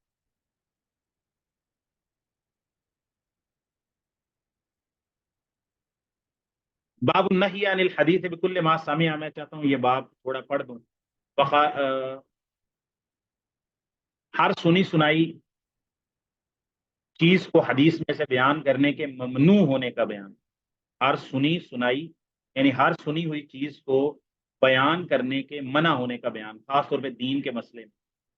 وقال حدثنا عبید اللہ ابن معاذ العنبری قال حدثنا ابی، دوسری سند ہے۔ وقال حدثنا محمد بن المثنى قال حدثنا عبد الرحمن بن مہدی، عبد الرحمن بن مہدی یہ نقاد رجال میں سے ہیں، بہت بڑے امام ہیں۔ قالا، دونوں نے کہا، حدثنا شعبۃ عن خبیب بن عبد الرحمن عن حفص بن عاصم قال قال رسول اللہ صلی اللہ علیہ وسلم کفا بالمرء کذبا ان یحدث بکل ما سمع، آدمی کے جھوٹا ہونے کے لیے یہی بات کافی ہے کہ وہ بیان کر دے ہر سنی ہوئی چیز جو اس نے سنی ہے۔ تحقیق ہے، سنانے والا کیسا تھا، مخبر کیسا تھا، یعنی خبر دینے والا فاسق تھا، عادل تھا، ضابط تھا، نہیں تھا، عقیدہ کیسا تھا، نہیں، کوئی جو سنا آگے بیان کر دے، ٹھیک ہے جی، صحافی بن جاؤ۔ قال سنا ابو بکر بن ابی شیبہ قال سنا علی بن حفص قال سنا شعبۃ عن خبیب بن عبد الرحمن عن حفص بن عاصم عن ابی ہریرہ۔ آپ پتہ چلا ہے امام مسلم رحمہ اللہ دوسری سند کیوں لے کے آئے ہیں؟ کوئی بتائے گا کیوں لے کے آئے ہیں؟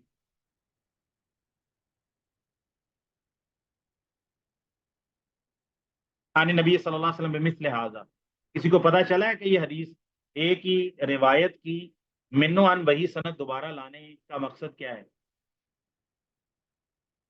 اوپر والی اور نیچے والی سند میں کیا فرق ہے شروع کے روات کو چھوڑ کے؟ ہاں جی، کوئی غور کیا یا نہیں؟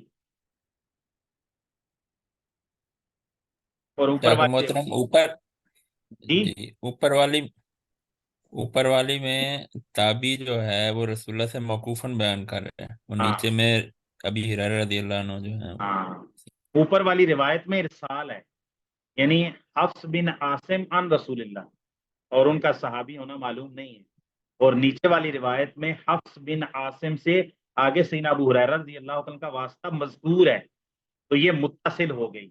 جو پچھلے والی روایت ہے وہ مرسل ہے، تابعی براہ راست نبی پاک سے بیان کرتے، تو وہ مرسل ہوتی، وہ قابل حجت نہ ہوتی۔ تو امام مسلم نے امام ابن ابی شیبہ جو عبید اللہ بن معاذ عنبری اور اس طرح محمد بن المثنى سے جو روایت آئی ہے اس میں حفص بن عاصم اور رسول اللہ کے درمیان ایک واسطہ کم ہے، ابو ہریرہ رضی اللہ عنہ، تو سند متصل نہیں ہے۔ جو آگے ابو بکر بن ابی شیبہ سے لے کے آئے ہیں اس میں حفص بن عاصم کے بعد سیدنا ابو ہریرہ کا واسطہ موجود ہے، تو اسی لیے وہ صرف سند نقل کر کے تو انہوں نے اسی پر اکتفا کیا۔ وقال حدثني يحيى بن يحيى قال اخبرنا هشيم عن سليمان الطيمي عن ابي عثمان النهدي قال قال عمر بن الخطاب، سیدنا عمر بن خطاب کا قول ہے، موقوف روایت ہے، بحسب المرء من الكذب ان يحدث بكل ما سمع، گویا کہ انہوں نے بھی نبی پاک صلی اللہ علیہ وسلم کی حدیث کو بیان کیا ہے، اور یہ موقوف ہے، حکماً مرفوع ہے، کیونکہ نبی پاک صلی اللہ علیہ وسلم کے فرمان کو ہی سیدنا عمر رضی اللہ عنہ نے ذکر کیا ہے۔ آدمی کے جھوٹا ہونے کے لیے کافی ہے کہ وہ بیان کر دے بکل ما سمع، جو بھی اس نے سنا ہے تحقیق کے بغیر بیان کر دی۔ وقال حدثني ابو الطاهر احمد بن عمرو بن عبد الله بن عمرو بن سرح قال اخبرنا ابن وهب، عبداللہ بن وہب ہوں گے، قال قال لي مالک، امام مالک رحمہ اللہ، عبداللہ بن وہب ہی ہیں کیونکہ امام مالک کے وہی شاگرد ہیں۔ قال قال لي مالک، ای مالک بن انس امام دار الہجرہ، اعلم، عبداللہ بن وہب کہتے ہیں مجھے امام مالک نے فرمایا جان رکھ، انہ لیس یسلم رجل، بے شک شان یہ ہے کہ وہ آدمی سلامت نہیں رہتا، سلامت نہیں رہتا، سلامتی والا نہیں ہے وہ شخص جو حدث بکل ما سمع، جو ہر سنی ہوئی بات کو آگے بیان کر دے، ولا یکون اماما ابدا، اور وہ کبھی بھی امام نہیں ہو سکتا، دین میں وہ شخص امام اور مقتدا اور حجت نہیں ہو سکتا، یعنی حجت سے مراد کہ اس کی مرویات اور اس کے علم سے استناد کی جائے، وہ شخص سلامت نہیں رہ سکتا جو ہر سنی ہوئی بات بیان کر سکے، اور اسی طرح وہ امام بھی نہیں ہو سکتا کبھی بھی वहुवा युहद्दिसु बिकुल्लि मा समिअ, हर सुनी हुई बात को आगे बयान कर। मफहूम हदीस है जी, मफहूम हदीस शरीफ है जी, मफहूम है जी बस। قال حدثنا محمد بن المثنى قال حدثنا عبد الرحمن قال حدثنا سفيان عن ابي اسحاق السبيعي عن ابي الاحوص عن عبد الله۔ اچھا اب میں سوال کروں گا، پہلے ترجمہ کر لوں۔ قال بحسب المرء من الكذب ان يحدث بكل ما سمع، وہی متن ہے، اس کا ترجمہ کرنے کی ضرورت نہیں۔ عن عبداللہ، کون سے عبداللہ مراد ہیں جی؟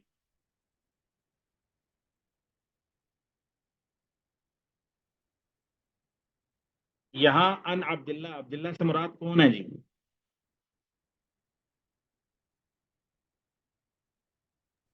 عبداللہ بن مسعود۔ ہاں، یہ کیسے پتا چلا کہ یہ عبداللہ ابن مسعود ہیں؟ کیف عرفت ذلک؟ شیخ صاحب آپ نے ان کے بارے میں ایک دفعہ بتایا تھا مجھے، بس وہ ذہن میں آیا تو میں نے بتا دیا، کیا اب تو میں بتایا نے تھا؟ نہیں، وہ بتائیں نا۔ مجھے کچھ یاد نہیں، لیکن آپ نے ایک حضرت عبداللہ بن عباس کے بارے میں بتایا تھا، کہ عبداللہ بن مسعود کے بارے میں بتایا تھا، اور ایک اور دو عبداللہ کے بارے میں بتایا تھا کہ یہ ہاں، کسی کو معلوم ہے یہ قاعدہ؟ یہ جواب تو ان کا ٹھیک ہے، یہ عبداللہ بن مسعود ہیں، لیکن ہم اسانید کو پڑھتے ہوئے عبداللہ بن مسعود کہاں پر مراد دیں گے جب عبداللہ ذکر ہو؟ تو کوئی قاعدہ معلوم ہے کسی کو؟ اصول کیا ہے؟ کیا کہ ابو الاحوص میرے خیال میں یہ عوف بن مالک ہیں، عوف بن مالک الجشمی، ان کے ہاں شاگردوں میں سے۔ ہاں، یہ تو دیکھیں بات ہو جائے گی نا اس کی، جس کا رجال کی تحقیق کرے گا۔ ایک یہ جو شاگرد بیان کر رہے ہیں یہ عبداللہ بن عباس کے شاگرد ہیں، یہ عبداللہ بن عمر کے ہیں، یہ عبداللہ بن عمر بن عاص کے ہیں، یہ عبداللہ بن زبیر کے ہیں، تو یہ عبداللہ بن عتیق کے ہیں۔ تو لیکن ویسے ایک جنرل قاعدہ بھی ہم بیان کرتے ہیں۔ ایک یہ بھی ہو سکتا ہے کہ ابی الاحوص میرے خیال میں ان کی نسبت کوفہ سے، اور ابن مسعود کوفہ گئے تھے۔ نہیں، ہاں، یہ دیکھیں نا، وہی بات ہے کہ یہ شخص وہی بات کرے گا جس کو تاریخ رجال کا علم ہوگا۔ ایک سادہ قاعدہ ہے، وہ قاعدہ یہ ہے کہ صحابہ میں سے جب بھی مطلق طور پر صرف عبداللہ ذکر آئے گا بغیر نسب کے، یعنی ابن عباس آئے تو پتہ چل گیا عبداللہ بن عباس ہیں، ابن عمر آئے تو پتہ چل گیا عبداللہ بن عمر ہیں، ابن عمر آئے تو پتہ چل گیا عبداللہ بن عمر بن عاص ہیں، ابن زبیر آئے تو پتہ چل گیا کہ عبداللہ بن زبیر ہیں، یا عبداللہ بن زبیر پورا، عبداللہ بن عمر، عبداللہ بن عمر، عبداللہ بن عباس، عبداللہ بن مسعود۔ تو یہاں تو صراحت ہو گئی۔ اگر بغیر صراحت کے صحابیوں میں سے، صحابہ کے طبقے میں سے صرف عبداللہ ذکر آئے تو اس سے مراد صرف عبداللہ بن مسعود ہوں گے۔ یہ قاعدہ ہے، یاد رکھ لیں۔ جب سند کے اندر صحابی کے طبقہ میں بغیر صراحت کے صرف عبداللہ لفظ آئے تو محدثین کا یہ قاعدہ ہے وہاں صرف عبداللہ بن مسعود مراد ہو۔ اگر باقی عباد اللہ جن کے عبداللہ نام ہے صحابہ میں سے مراد ہوں گے تو یا تو ان کا پورا نام آئے گا عبداللہ بن عمر، عبداللہ بن عمر، عبداللہ بن عباس، عبداللہ بن زبیر، عبداللہ بن مسعود، یا پھر ان کا صرف نسب ذکر ہو جائے گا ابن مسعود، ابن عمر، ابن عمر۔ جب صرف مطلق عبداللہ آئے تو اس سے مراد عبداللہ بن مسعود ہوں گے۔ یہ ایک قاعدہ ہے، ٹھیک ہے جی۔ اور یہی وخالصنا محمد بن سلمان قال سمعت عبد الرحمن ابن مهدي يقول لا يكون الرجل اماما يقتدى به حتى يمسك عن بعض ما۔ عبد الرحمن ابن مہدی رحمہ اللہ فرماتے ہیں آدمی حدیث میں، دین میں، فقہ میں امام نہیں ہو سکتا یقتدا بہ، جس کی پیروی کی جائے، حتی یمسک، یہاں تک کہ وہ رک جائے، ہم بعض ما سمع، بعض اپنی مسموعات میں سے، جو اس نے بعض چیزیں سنی ہیں نا، کیونکہ ہر سنی ہوئی چیز محقق نہیں ہوتی، ثابت نہیں ہوتی، تو بعض چیزوں سے وہ بچ جائے۔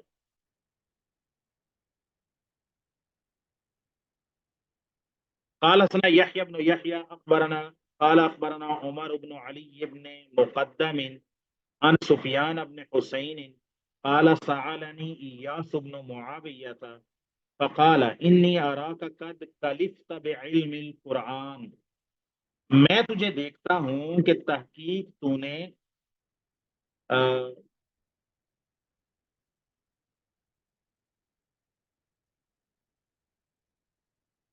اس کا ترجمہ کالف یکلف کا مطلب ہوتا ہے کسی چیز کی ذمہ داری لینا.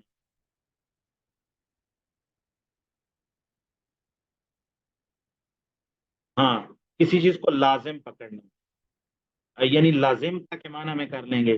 میں تجھے دیکھتا ہوں کہ تو نے قرآن کے علم کو لازم پکڑا ہے, اس کی ملازمت اختیار کی, یعنی اس کو پڑھنا پڑھانا, اس کا علم پھیلانا, یعنی تو نے اس چیز کو بطور اپنے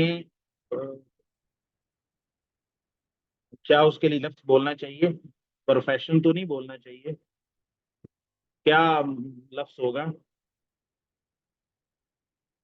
بطور ڈیوٹی. ہاں بطور ذمہ داری کے اس چیز کو قبول کیا. فقرا علیہ سورتن وفسر حتی انظر فیما علم, ایک سورت مجھ پر پڑھو قرآن مجید کی, پھر اس کی تفسیر کرو, اس کا معنی بیان کرو, یہاں تک کہ میں دیکھوں کہ کیا تو نے علم حاصل کیا, کتنا جانا ہے, قرآن کی قرات کتنی آتی ہے, اور اس کے بعد اس کی تفسیر اور علم, اس کے معنی مفاہیم کتنے آتے ہیں. قال ففعلت, میں نے ایسا کیا, قرآن کی ایک سورت پڑھی پھر اس کی تفسیر کی. فقال علی, تو ایاس بن معاویہ نے مجھے کہا, احفظ علی ما اقول لک, یاد رکھ جو میں تجھے کہہ رہا ہوں. ایاک والشناعۃ فی الحدیث, حدیث میں بری بات, یعنی بات کرتے ہوئے بری بات کہنا, اور شناعت کا میں کبھی بات کہنا, یعنی بد زبانی سے بچ, بد اخلاقی والی بات کرنے سے بچ. شناع بری بات. حدیث سے مراد یہاں وہ حدیث رسول نہیں ہے, حدیث سے مراد بات کرنا, آدمی کا قول کرنا. تو اپنے قول میں, اپنی بات کرنے میں بد زبانی سے بچ, کبھی بات کرنا, گالی گلوچ, سخت بات کرنا, اور بد اخلاقی والی زبان استعمال کرنا, تو اس سے بچ.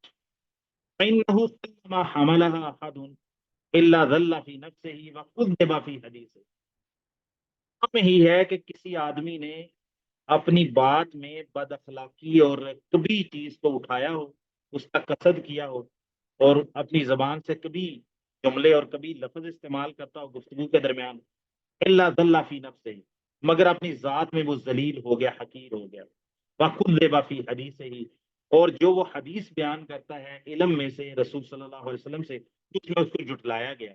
مثال کے طور پر ایک شخص بد اخلاق ہے, ایک شخص بری زبان استعمال کرتا ہے, گالیاں دیتا ہے, لعنت ملامت کرتا ہے, اور یعنی لوگوں کے ساتھ اس کا معاملہ, اس کا رویہ, اس کی زبان اس طرح کی ہے, اس کا مطلب بااخلاق شخص نہیں ہوگا, پسندیدہ شخص نہیں ہوگا, لوگ اس سے نفرت کریں گے, اس سے بدکیں گے.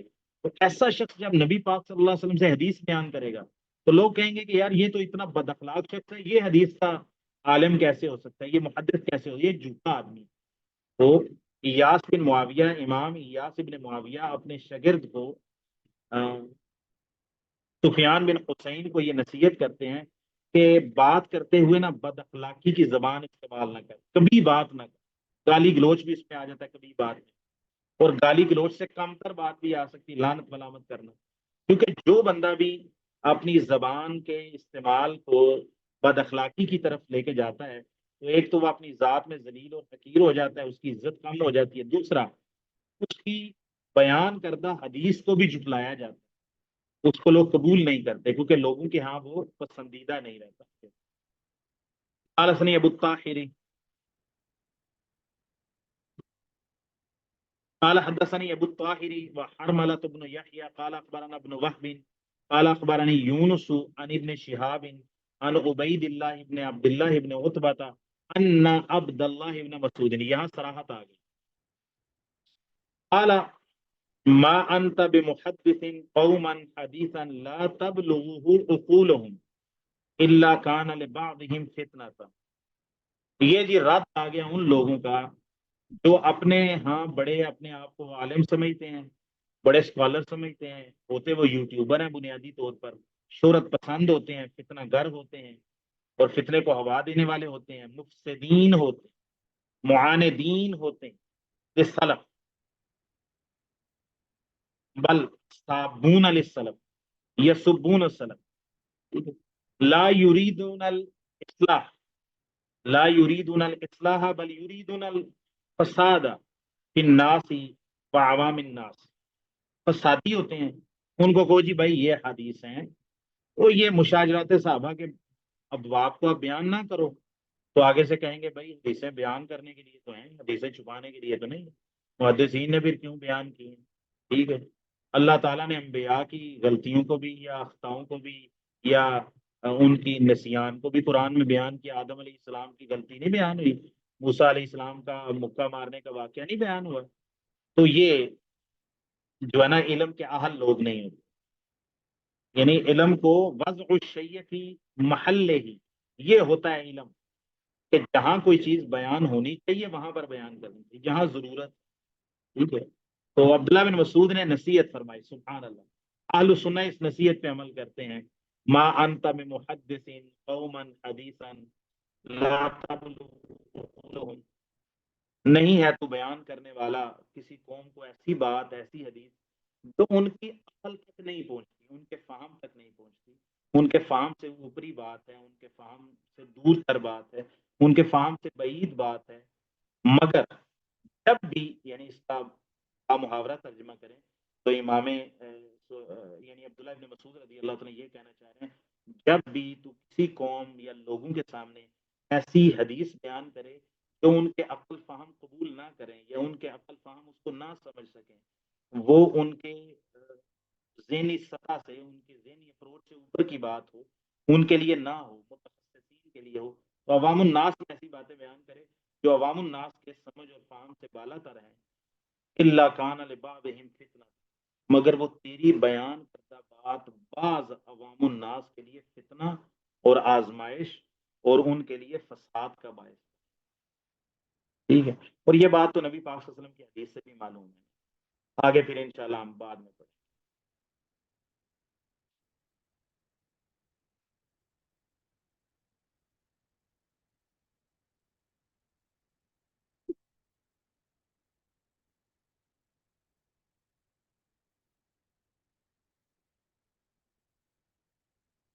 یہ پہلا باب آپ میں سے کسی نے یہ حدیث اور آیات یاد کی ہیں؟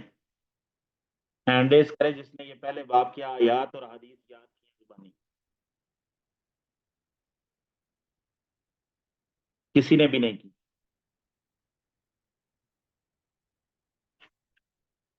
یہ باب ہم نے پڑھ کل لیا۔ جی جی کل انشاءاللہ محترم سنا دیں گے، آپ کو میں سنا دوں گی کل انشاءاللہ۔ ٹھیک ہے انشاءاللہ۔ اب یہ جو آیات اور حدیث پیش کیے ہیں ان کو دوبارہ پڑھ لیتا ہوں۔ وَبِهِ نَسْتَعِينُ وَعَلَيْهِ التَّوَكُّلُ، کتاب التوحید، اللہ تعالیٰ کا فرمان ہے وَمَا خَلَقْتُ الْجِنَّ وَالْإِنسَ إِلَّا لِيَعْبُدُونَ۔ یہ دوبارہ اس لیے پڑھنے لگا ہوں کہ شیخ ابن عبد الوہاب ہیں، یہ ان سے ان آیات و حدیث سے آگے مسائل اخذ کرتے ہیں، وہ آپ کے ذہن میں اس کا ماخذ ہونا چاہیے کہ یہ والا مسئلہ، یہ والا جو فائدہ ہے یہ کہاں سے اخذ کیا ہے۔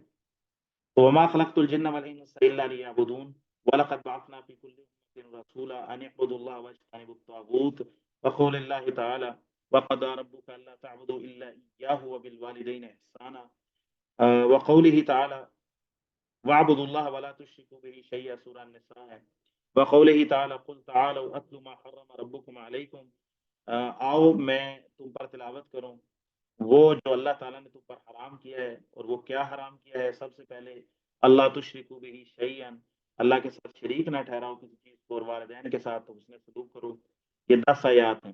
وقال ابن مسعود، عبداللہ بن مسعود رضی اللہ عنہ نے فرمایا من اراد ان ينظر الى وصیت محمد صلی اللہ علیہ وسلم التي علیہا خاتمہ، جو شخص یہ چاہتا ہے کہ نبی پاک صلی اللہ علیہ وسلم کی اس وصیت کو دیکھے اس پر نبی پاک صلی اللہ علیہ وسلم کا خاتمہ ہوا، نبی پاک صلی اللہ علیہ وسلم اس دنیا سے گئے، یعنی آپ صلی اللہ علیہ وسلم کی آخری وصیت کو دیکھے، فَلْيَقْرَأْ قَوْلَهُ تَعَالَى قُلْ تَعَالَوْا أَتْلُ مَا حَرَّمَ رَبُّكُمْ عَلَيْكُمْ أَلَّا تُشْرِكُوا بِهِ شَيْئًا إِلَىٰ قَوْلِهِ تَعَالَىٰ وَأَنَّ هَٰذَا صِرَاطِي مُسْتَقِيمًا الآية۔ معاذ بن جبل رضی اللہ عنہ کی حدیث ہے، آپ نے پڑھی ہے، اس دن پڑھی تھی، كنت ردیف النبی صلی اللہ علیہ وسلم علی حمار، نبی پاک صلی اللہ علیہ وسلم کے پیچھے سوار تھا گدھے پر۔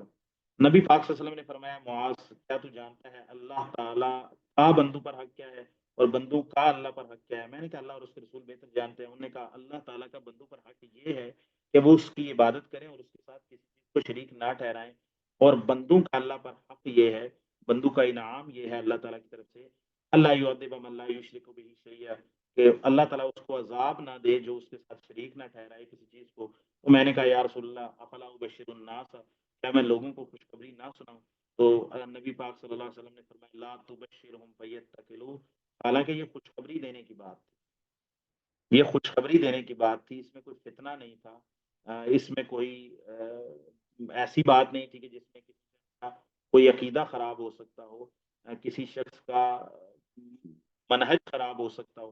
پھر بھی نبی پاک صلی اللہ علیہ وسلم نے ایک خوشخبری والی بات بھی اس مقصد کے لیے عام لوگوں میں پھیلانے سے منع کر دیا کہ لوگ جو ہے وہ اعمال صالحہ سے رک جائیں گے اور اللہ تعالیٰ کی رحمت کی وسعت پر ہی بھروسہ کر لیں گے.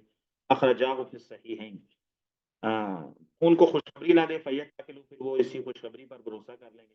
فی ہے مسائل، یہ بہت خوبصورت اسلوب ہے شیخ محمد بن عبد الوہاب رحمہ اللہ کا، کہ یا تو حدیث ایک باب کے ساتھ نقل کرتے ہیں جو اس باب سے مطابقت رکھتے ہیں، پھر اس کے میں سے فوائد نقل کرتے ہیں.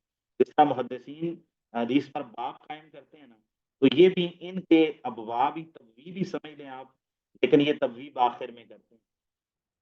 پہلی آیت سے یہ مسئلہ اخذ کرتے ہیں الحکمت فی خلق الجن والانس وما خلقت الجن والانس الا لیعبدون. تو حکمت کیا ہے؟ عبادت اللہ. الثانیۃ ان العبادت ہی التوحید لان الخصومۃ فیہ، کہتے ہیں کہ عبادت توحید ہی ہے. جس کو عبادت کہا گیا نا، وہ عبادت اللہ تعالیٰ کی وحدانیت کے ساتھ اللہ تعالیٰ کو کے بارے میں عقیدہ رکھنا، وحدانیت کا، یہی عبادت ہے اصل میں. کیوں؟ کیونکہ جو امتوں کے درمیان جھگڑا تھا، نبی پاک صلی اللہ علیہ وسلم کا قریش کے ساتھ جھگڑا تھا، عرب کے مشرکین سے جھگڑا تھا، نوح علیہ السلام کا اپنی قوم سے جھگڑا تھا، ابراہیم علیہ السلام کا اپنی قوم سے جھگڑا تھا، موسیٰ علیہ السلام کا اپنی قوم سے جو جھگڑا تھا، شعیب علیہ السلام کا اور لوط علیہ السلام کا، ہود علیہ السلام کا، صالح علیہ السلام کا.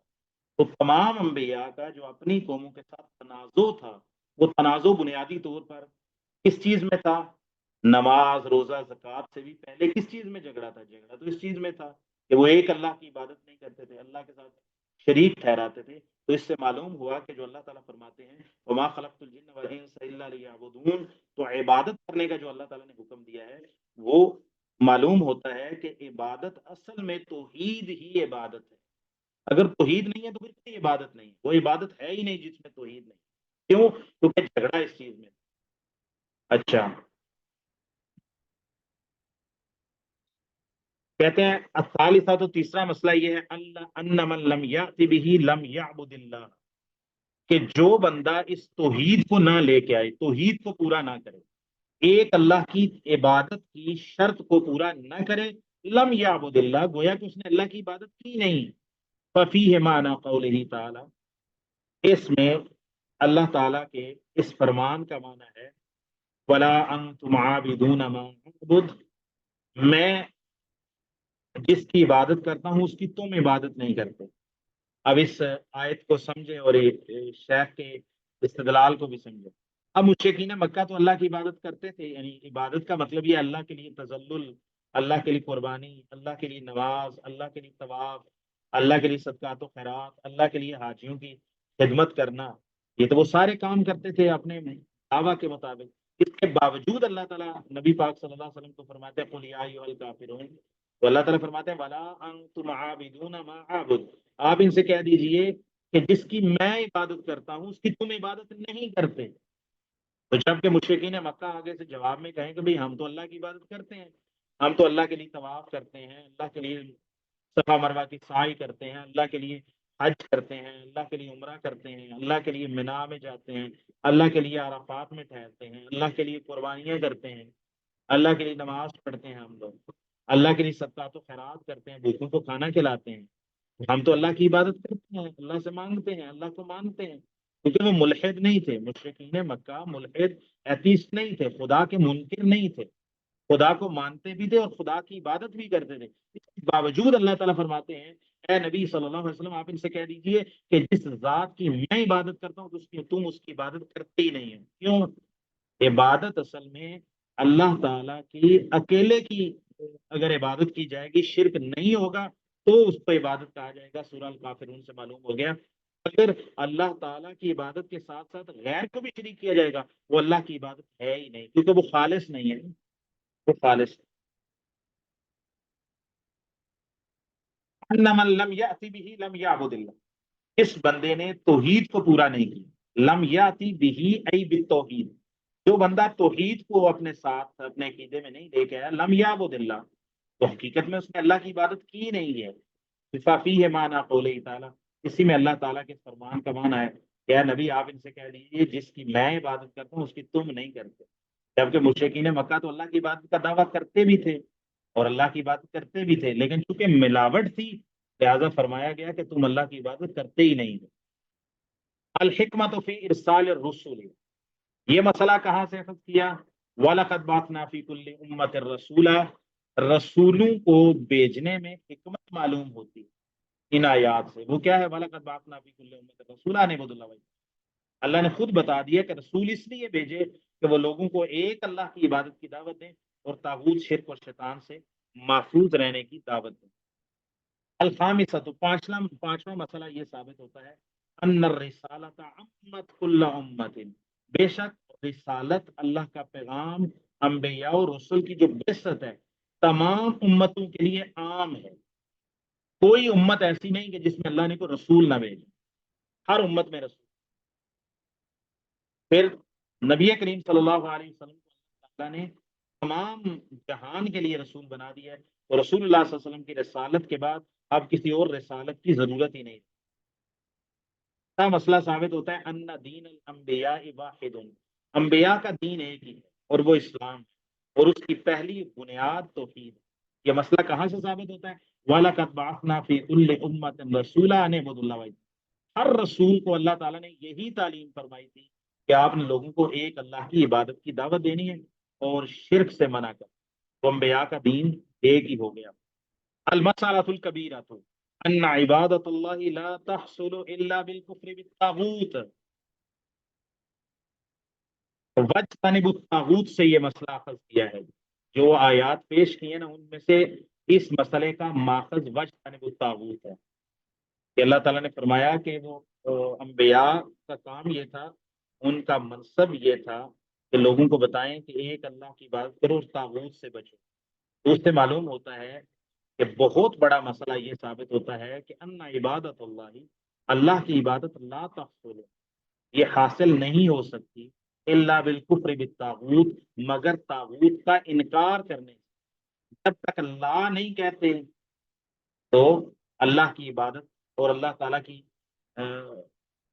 اللہ تعالیٰ پر ایمان لانا کافی نہیں ہوتا، لا کہنا ضروری، اور لا کیا؟ طاغوت کا، اللہ کے سوا ہر ایک کی عبادت کا انکار کر دینا یہ ضروری ہے، ورنہ اللہ تعالیٰ کی عبادت کا مقصد پورا نہیں ہو سکتا۔ ففیہ معنی قولہ تعالیٰ، اور کہتے ہیں اس میں اللہ تعالیٰ کا اس فرمان کا معنی بھی موجود ہے، فمن یکفر بالطاغوت ویؤمن باللہ فقد استمسک بالعروۃ الوثقی، جو طاغوت کا انکار کرے پھر اللہ پر ایمان لائے۔ لا الہ کا معنی ہے پہلے اللہ کے علاوہ تمام معبودان باطلہ کا انکار کرے لا الہ کہہ کے، پھر اس کے بعد اس بات کرے الا اللہ۔ فمن یکفر بالطاغوت ویؤمن باللہ، جو طاغوت کا انکار کرے، طاغوت کا کفر کرے اور اللہ پر ایمان لائے، فقد استمسک بالعروۃ الوثقی لا انفصام لها، اس نے مضبوط کڑے یعنی اسلام کے مضبوط کڑے کو تھام لیا ہے اور وہ شخص صحیح اسلام پر۔ الثامنۃ، آٹھواں مسئلہ یہ ہے ان الطاغوت عام فی کل ما عبد من دون اللہ، طاغوت عام ہے ہر اس شے میں جس کی اللہ کے علاوہ عبادت کی جائے، ہر وہ چیز جس کو اللہ کے علاوہ پوجا جائے اس کی عبادت کی جائے وہ طاغوت ہے اللہ کے مقابلے کے اندر۔ ہاں اس میں یہ اضافہ ہے فی کل ما عبد من دون اللہ ویرضی بذلک،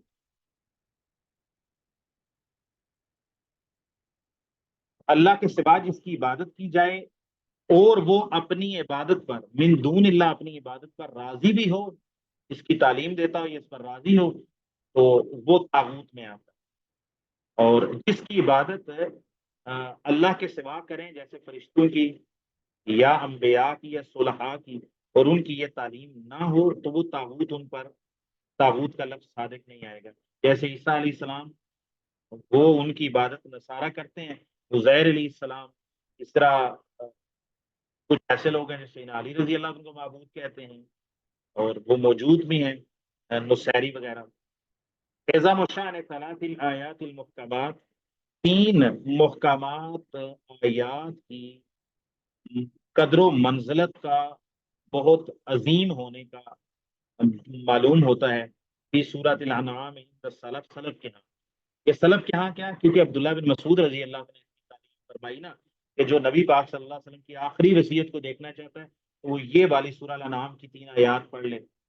قل تعالوا اتل ما حرم ربکم علیکم اللہ تشرکوا به شیئا وفیها 10 مسائل اولها النهی عن الشرک۔ یہ جو سورہ الانعام کی 3 آیات ہیں اس میں 10 مسائل بیان ہوئے ہیں۔ میں اس کو 10 آیات کہہ گیا تھا، 10 مسائل بیان ہوئے ہیں۔ ان میں سے پہلا مسئلہ شرک سے منع کا، اللہ تشرک۔ العاشرۃ، 10واں مسئلہ الآیات المحکمات فی سورۃ الاسراء، سورہ الاسراء کی محکم آیات ہیں اور اس کو بھی اللہ تعالیٰ نے وہ آگے بیان کرے۔ وفیہا 18 مسئلۃ، اور یہ جو سورہ الاسراء کی محکم آیات ہیں نا اس میں 18 مسائل ہیں، 18 چیزیں بیان ہوئی۔ بدأ اللہ تعالی بقولہ لا تجعل مع اللہ الہا آخر فتقعد مذموما مخذولا، نہ تو اللہ کے ساتھ کوئی اور الہ بنا پھر تو بیٹھ جائے گا مذمت کیا ہوا، بے یار و مددگار چھوڑا ہوا۔ اللہ تعالیٰ نے سورہ الاسراء کی آیات جس میں 18 مسائل بیان ہوئے ہیں، پہلا مسئلہ اللہ تعالیٰ نے شرک سے منع کا بیان کیا۔ وَخَاتَمَهَا بِقَوْلِهِ، اور اللہ تعالیٰ نے ان آیات میں جس میں 18 اہم مسائل بیان ہوئے اس کا اللہ تعالیٰ نے اختتام بھی کیا ہے۔ شروع میں بھی توحید کا ذکر ہے اور شرک سے منع کا، اور آخر میں بھی شرک کا منع کا ذکر ہے۔ وَلَا تَجْعَلْ مَعَ اللَّهِ إِلَٰهًا آخَرَ فَتُلْقَىٰ فِي جَهَنَّمَ مَلُومًا مَدْحُورًا، اللہ کے ساتھ کوئی اور الہ مت بنا پھر تو پھینک دیا جائے گا جہنم میں، ملامت کیا ہوا، دتکارا ہوا، رحمت سے دور کیا ہوا، لعنت زدہ۔ نبہنا اللہ سبحانہ وعلا عظم شان هذه المسائل، اللہ تعالیٰ نے تنبیہ کی ہے ہماری سبحانہ وتعالی ان مسائل کے معاملے کے عظیم ہونے پر بقولہ تعالی ذالک مما اوحی الیک ربک من الحکمہ، یہ جو آیات ہیں سورہ الاسراء کی، ان مسائل کو بیان کر کے اللہ تعالیٰ نے ان کی عظمت کی طرف اشارہ کیا۔ حالانکہ سارا قرآن ہی اللہ کی طرف سے وحی ہے، لیکن اس موقع پر اللہ تعالیٰ خاص طور پہ کہتے ہیں ذالک مما اوحی الیک ربک من الحکمہ، یہ وہ ہے جو تیرے رب نے حکمت میں سے تیری طرف وحی کیا ہے۔ سارا قرآن وحی ہے، لیکن یہاں پر خاص طور پہ اللہ تعالیٰ کا یہ ذکر فرمانا صراحت کے ساتھ کہ یہ وحی میں سے آپ کی طرف بھیجا گیا ہے، یہ ان مسائل کے عظمت کی طرف اشارہ ہے۔ الحادیۃ عشرہ، 11واں مسئلہ یہ ہے آیت سورۃ النساء، سورہ النساء کی آیت التي تسمى آیت الحقوق العشرۃ، جو 10 حقوق کی آیت جس کو کہا جاتا ہے۔ بدأ اللہ تعالی بقولہ، 10 حقوق بیان ہو، کہتے ہیں یہ جو آیت ہے اس آیت کو حقوق کی آیت کہتے ہیں، اور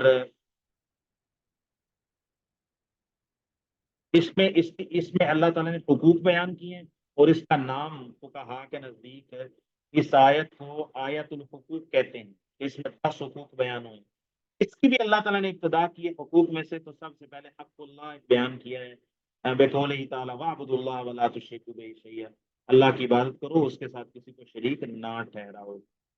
الثانیۃ عشرہ، 12واں مسئلہ تنبیہ علی وصیت رسول اللہ صلی اللہ علیہ وسلم عند موتہ، نبی پاک صلی اللہ علیہ وسلم کی وفات کے وقت آپ کی وصیت پر تنبیہ کرنا، خبردار کرنا، عبداللہ بن مسعود کے اثر سے معلوم ہوا ہے۔ الثالثۃ عشرہ معرفۃ حق اللہ علینا، معاذ بن جبل رضی اللہ عنہ کی حدیث سے معلوم ہوا ہے۔ الرابعۃ عشرہ معرفۃ حق العباد علیہ اذا ادوا حقہ، بندوں کے اللہ پر جو حق ہے اس معرفت، اس کی پہچان ہوتی ہے کب؟ اذا ادوا حقہ، جب وہ اللہ کا حق پورا پورا بجا لائیں۔ الخامسۃ عشرہ ان هذه المسألة لا يعرفها اکثر الصحابہ، کہتے ہیں یہ بات معلوم ہے کہ اکثر صحابہ یہ بات نہیں جانتے تھے کہ اللہ کا بندوں پر حق کیا ہے اور بندوں کا اللہ پر حق کیا ہے اور اس کا انعام کیا ہے۔ کیوں نہیں جانتے تھے؟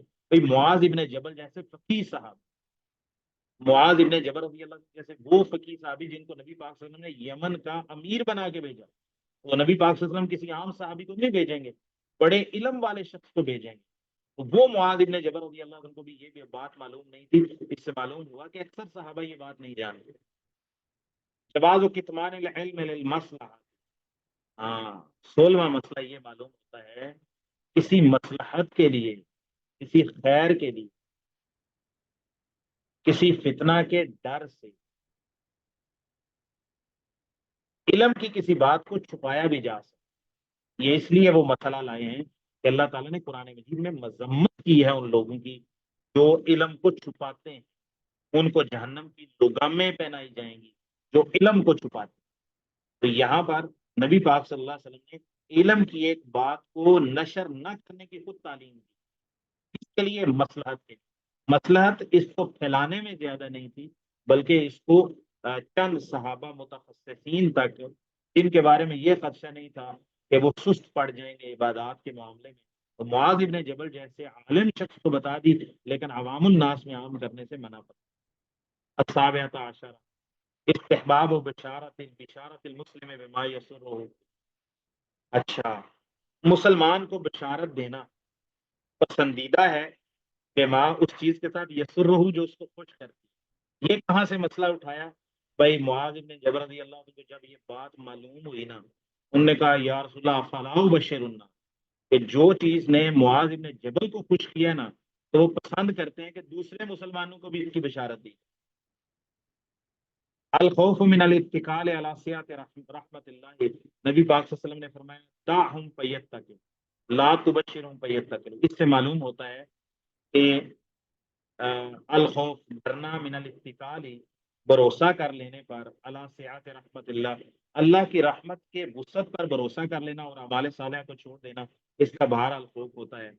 التاسعۃ عشر، اس سے یہ معلوم ہوتا ہے نا بھائی لوگوں کو ترغیب بھی دینی چاہیے اور لوگوں کو جو ہے ترہیب بھی کرنی چاہیے، لوگوں کو تبشیر بھی کرنی چاہیے. جیسے نبی پاک نے بشروا ولا تنفروا، بشارتیں بھی سنانی چاہیے لیکن ساتھ ساتھ ترغیب بھی دینی چاہیے اور ترہیب بھی کرنی چاہیے. قرآن مجید میں نبی پاک صلی اللہ علیہ وسلم کو مبشر بھی کہا گیا اور نذیر بھی کہا گیا. تو صرف مبشر والا کام نہ کریں کہ لوگ بس ہاتھ پہ ہاتھ دھر کے بیٹھ جائیں کہ ہم نے تو کلمہ پڑھ لیا ہے، ہم مسلمان ہو گئے ہیں، ہم شرک نہیں کرتے، قبروں پہ نہیں جاتے، تو لوگ نماز روزہ اور دوسرے چیزوں سے اپنے آپ کو جو تقاضے ہیں اصل میں توحید کے اس کو چھوڑ بیٹھے، ایمان کے تقاضوں کو. اور اسی طرح آپ ترغیب بھی اس طرح نہ کریں کہ بھئی اتنا متنفر کریں کہ لوگ جو ہے نا کہیں کہ بھئی اسلام تو بڑا مشکل دین ہے، اس کو تو اپنایا ہی نہیں جا سکتا، اس پر تو ہم پورا ہی نہیں اتر سکتے، ہم تو جنت میں جا ہی نہیں سکتے. بلکہ ایک سبحان اللہ، پچھلے رمضان میں نے نا رمضان کا آخری جمعہ عام طور پہ ترغیب و ترہیب کے باب میں پڑھاتا ہوں، جنت اور جہنم کے آخرت کے باب میں. تو جمعہ پڑھایا تو میرے ایک ساتھی نا یعنی اس میں جنت کا بڑا، پہلے جہنم کا میں نے تذکرہ کیا، آخر میں پھر آدھا حصہ جنت کے بارے میں، خوشخبریاں اور جنت کی وسعتیں، رحمت کی وسعتیں، جنتیوں کے انعامات اور جنت کی منازل وغیرہ وہ جو حدیث ہیں وہ بیان کی. تو وہ میرے دوست جو ہے نا وہ سامنے بیٹھے، یعنی جب بیان کر رہا تھا میں نے دیکھا وہ ماشاءاللہ جب رو رہے تھے اور آنسو بہا رہے تھے. تو وہ کہتے ہیں کہ آج کا جمعہ آپ کا سن کے نا یہ معلوم ہوا ہے کہ یار انشاءاللہ ہم بھی جنت میں چلے ہی جائیں گے، کچھ امید پیدا ہوئی. تو اس سے یہ بات معلوم ہوتی ہے کہ نبی پاک نے حق فرمایا بشروا، لوگوں کو خوشخبری سنانی چاہیے، لیکن صرف خوشخبریاں نہ سنائیں بلکہ لوگوں کو ترہیب بھی کریں کہ لوگ برائی سے بچیں، فسق و فجور سے بچیں، نافرمانی سے بچیں، جہنم کا ڈر بھی لوگوں کے اندر پیدا کرو اور جنت کی حرس بھی پیدا کرو. 19واں مسئلہ یہ ثابت ہوتا ہے قول المسئول عما لا یعلم اللہ ورسولہ اعلم، جب بندے کو کسی چیز کا پتہ نہ ہو اور اس سے سوال کیا جائے تو اس کا یہی طریقہ ہے کہ وہ کہہ دے اللہ و رسولہ. ہاں نبی کریم صلی اللہ علیہ وسلم کے سامنے جب بول رہے تھے تو اب کہا جائے گا اللہ و رسولہ اعلم. اب اگر کوئی شخص پوچھتا ہے کہ بھئی یہ مسئلہ کیسے آپ کو نہیں پتا تو آپ کہیں اللہ اعلم، اللہ تعالیٰ یہ خود جانتے ہیں کہ رسول اللہ صلی اللہ علیہ وسلم تو دنیا سے تشریف لے گئے. العشرون جواز و تخصیص بعض الناس بالعلم دون بعض، بعض لوگوں کو علم کی کسی بات کے ساتھ خاص کرنا، یعنی ان لوگوں کو کوئی علم دینا، تو نہ بعض لوگوں کو چھوڑ کر، یہ مسئلہ ثابت ہوتا ہے کہاں سے؟ کہ معاذ ابن جبل کو ایک بات بتائی جو عوام الناس کو بتانے سے منع کیا۔ الحادیۃ والعشرون، 21واں مسئلہ، تواضعہ برکوب الحمار مع الارداف علیہ، نبی پاک صلی اللہ علیہ وسلم کا تواضع، عجز و انکساری کے، ساری کائنات کے امام ہیں، خاتم النبیین ہیں، اللہ کی اتنی محبوب ہستی ہیں، نبی پاک صلی اللہ علیہ وسلم کا تواضع دیکھیں کہ نبی پاک صلی اللہ علیہ وسلم گدھے پہ سواری کر رہے ہیں اور اپنے ساتھ اپنے ساتھی کو سوار بھی کر رہے ہیں، یہ تواضع ہے نبی پاک، یعنی عالی شان اور شاہانہ طرز زندگی رسول اللہ صلی اللہ علیہ وسلم نے اختیار نہیں کیا۔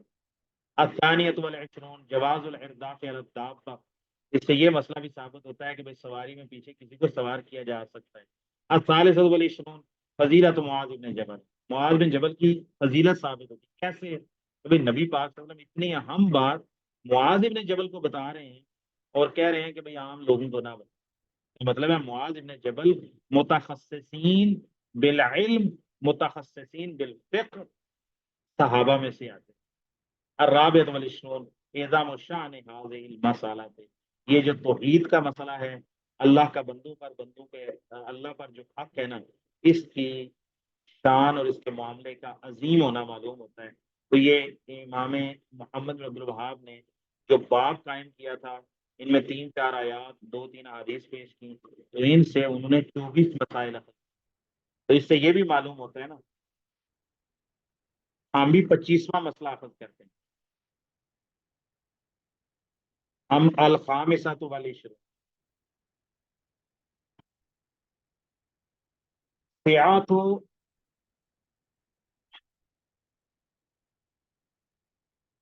اطلاع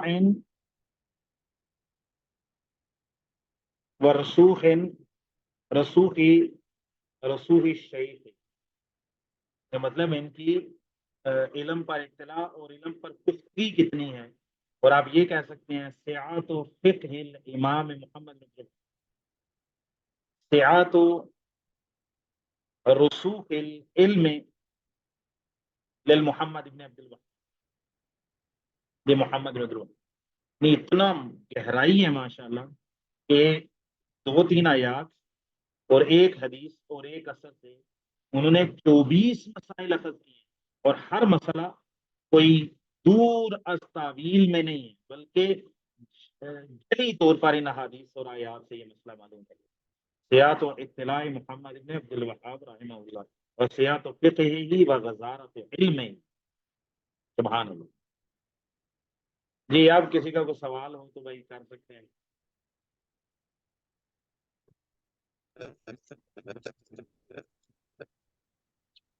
السلام علیکم۔ وعلیکم السلام۔ شیخ محترم، وہ باپا جان نہیں کہتے موٹر سائیکل پہ زیادہ آدمی بیٹھنا نہیں ثابت، تو وہ بھی ثابت ہو رہا ہے اس سے۔ کذبن و گپن، آگے چلیں۔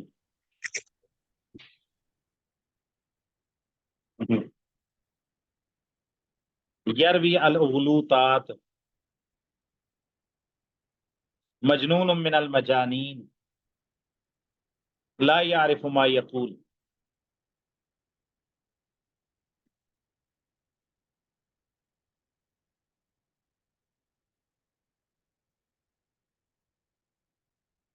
وهو كثيرا ما يقول اشیاء ليضحك به القوم على نفسه، لوگوں کو اپنے اوپر ہنسانے والی باتیں کرتا،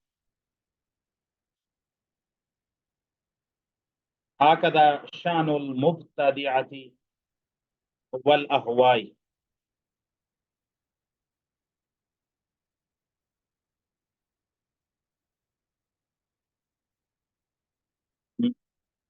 غبی من الاغبیاء قلیل الفهم والعقل۔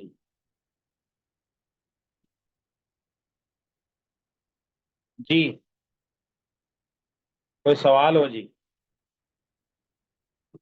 اب کتاب التوحید کو پڑھنے کا مقصد ایک تو یہ ہے کہ اس باب کے اندر آنے والی آیات و حدیث کو زبانی یاد کریں، دوسرا غور و فکر کرنا کہ جو شیخ محمد بن عبد الوہاب رحمہ اللہ نے جو مسائل اخذ کیے ہیں، ان مسائل کو پہلی تو بات یہ ہے کہ سمجھنا کہ وہ کہہ کیا رہے ہیں، دوسرا اہم کام جو اکثر طلبہ نہیں کرتے بلکہ اکثر شارحین نے بھی نہیں کیا کہ جو وہ مسائل اخذ کرتے ہیں نا ان کا ماخذ کیا ہے. بھئی ایک مسئلہ اخذ ہوتا ہے، بھئی کس آیت سے اخذ کیا؟ وہ ماخذ معلوم ہونا ضروری. الحکمت فی ارسال الرسل، یہ کہاں سے مسئلہ اخذ کیا؟ وَلَقَدْ بَعَثْنَا فِی کُلِّ أُمَّةٍ رَسُولًا. تو اس کا ماخذ جاننا. میں تو بلکہ طلبہ کو جب پڑھاتا تھا مدرسہ میں یہ کتاب التوحید 2-3 دفعہ پڑھائی، تو میں پھر وہ چونکہ ان کے پاس اصل کتاب موجود ہوتی تھی تو وہ آیات کے میں ان کو آخر میں حوالے لکھواتا تھا کہ یہ مسئلہ نمبر 24 فلاں آیت سے اخذ ہے، یہ فلاں حدیث سے اخذ ہے، تو ماخذ ان کا نوٹ کرواتا. تو اور آج بھی میں نے پڑھاتے وقت اشارے کیے ہیں کہ فلاں حدیث سے، یہ فلاں آیت سے انہوں نے مسئلہ اخذ کیا. تو اس کا ماخذ اور مستنبط منہ معلوم ہونا ضروری. اور شارحین میں سے میرے علم کے مطابق صرف شیخ محمد بن صالح العثیمین ہیں جنہوں نے شیخ محمد بن عبد الوہاب رحمہ اللہ کے فیہ مسائل جو وہ ذکر کرتے ہیں ان تمام کے ماخذ اور مستنبط منہ کو ذکر کیا ہے. القول المفید 2 جلدوں میں ہے. جو باقی جتنے بھی شارحین ہیں وہ سادی تشریح کر کے گزر جاتے ہیں. جو کچھ جلی مسئلہ ہوتا ہے نا تو وہ بتا دیتے ہیں الحکمت و پھر سال رسول، یہ سادہ سادہ معلوم ہو رہا ہے، کہہ دیتے ہیں کہ وَلَقَدْ بَعَثْنَا فِی کُلِّ أُمَّةٍ سے. لیکن جو گہرے مسئلے ہوتے ہیں اکثر شارحین جنہوں نے عربی میں بھی کیا، عرب علماء میں سے بھی، وہ اس طرف جاتے ہی نہیں کہ یہ کہاں سے مسئلہ، بس اس کا وضاحت کر دیتے ہیں. یہ بتاتے ہی نہیں ہیں کہ کس حدیث سے یہ مسئلہ اخذ کیا ہے شیخ نے. تو یہ جاننا بہت ضروری. تو یہ آپ کا بھی کام ہے، غور و فکر کریں کہ یہ مسئلہ کہاں سے اخذ کیا ہے، یہ مسئلہ کس حدیث سے ہے، کس آیت. کیونکہ جو مسائل وہ یہاں نقل کر رہے ہیں یہ مسائل باب میں بیان کردہ آیات و حدیث و آثار سے ہی 24 کے 24 مسائل ہیں. جی سبحانک اللہم و بحمدک اشہد ان لا الہ الا انت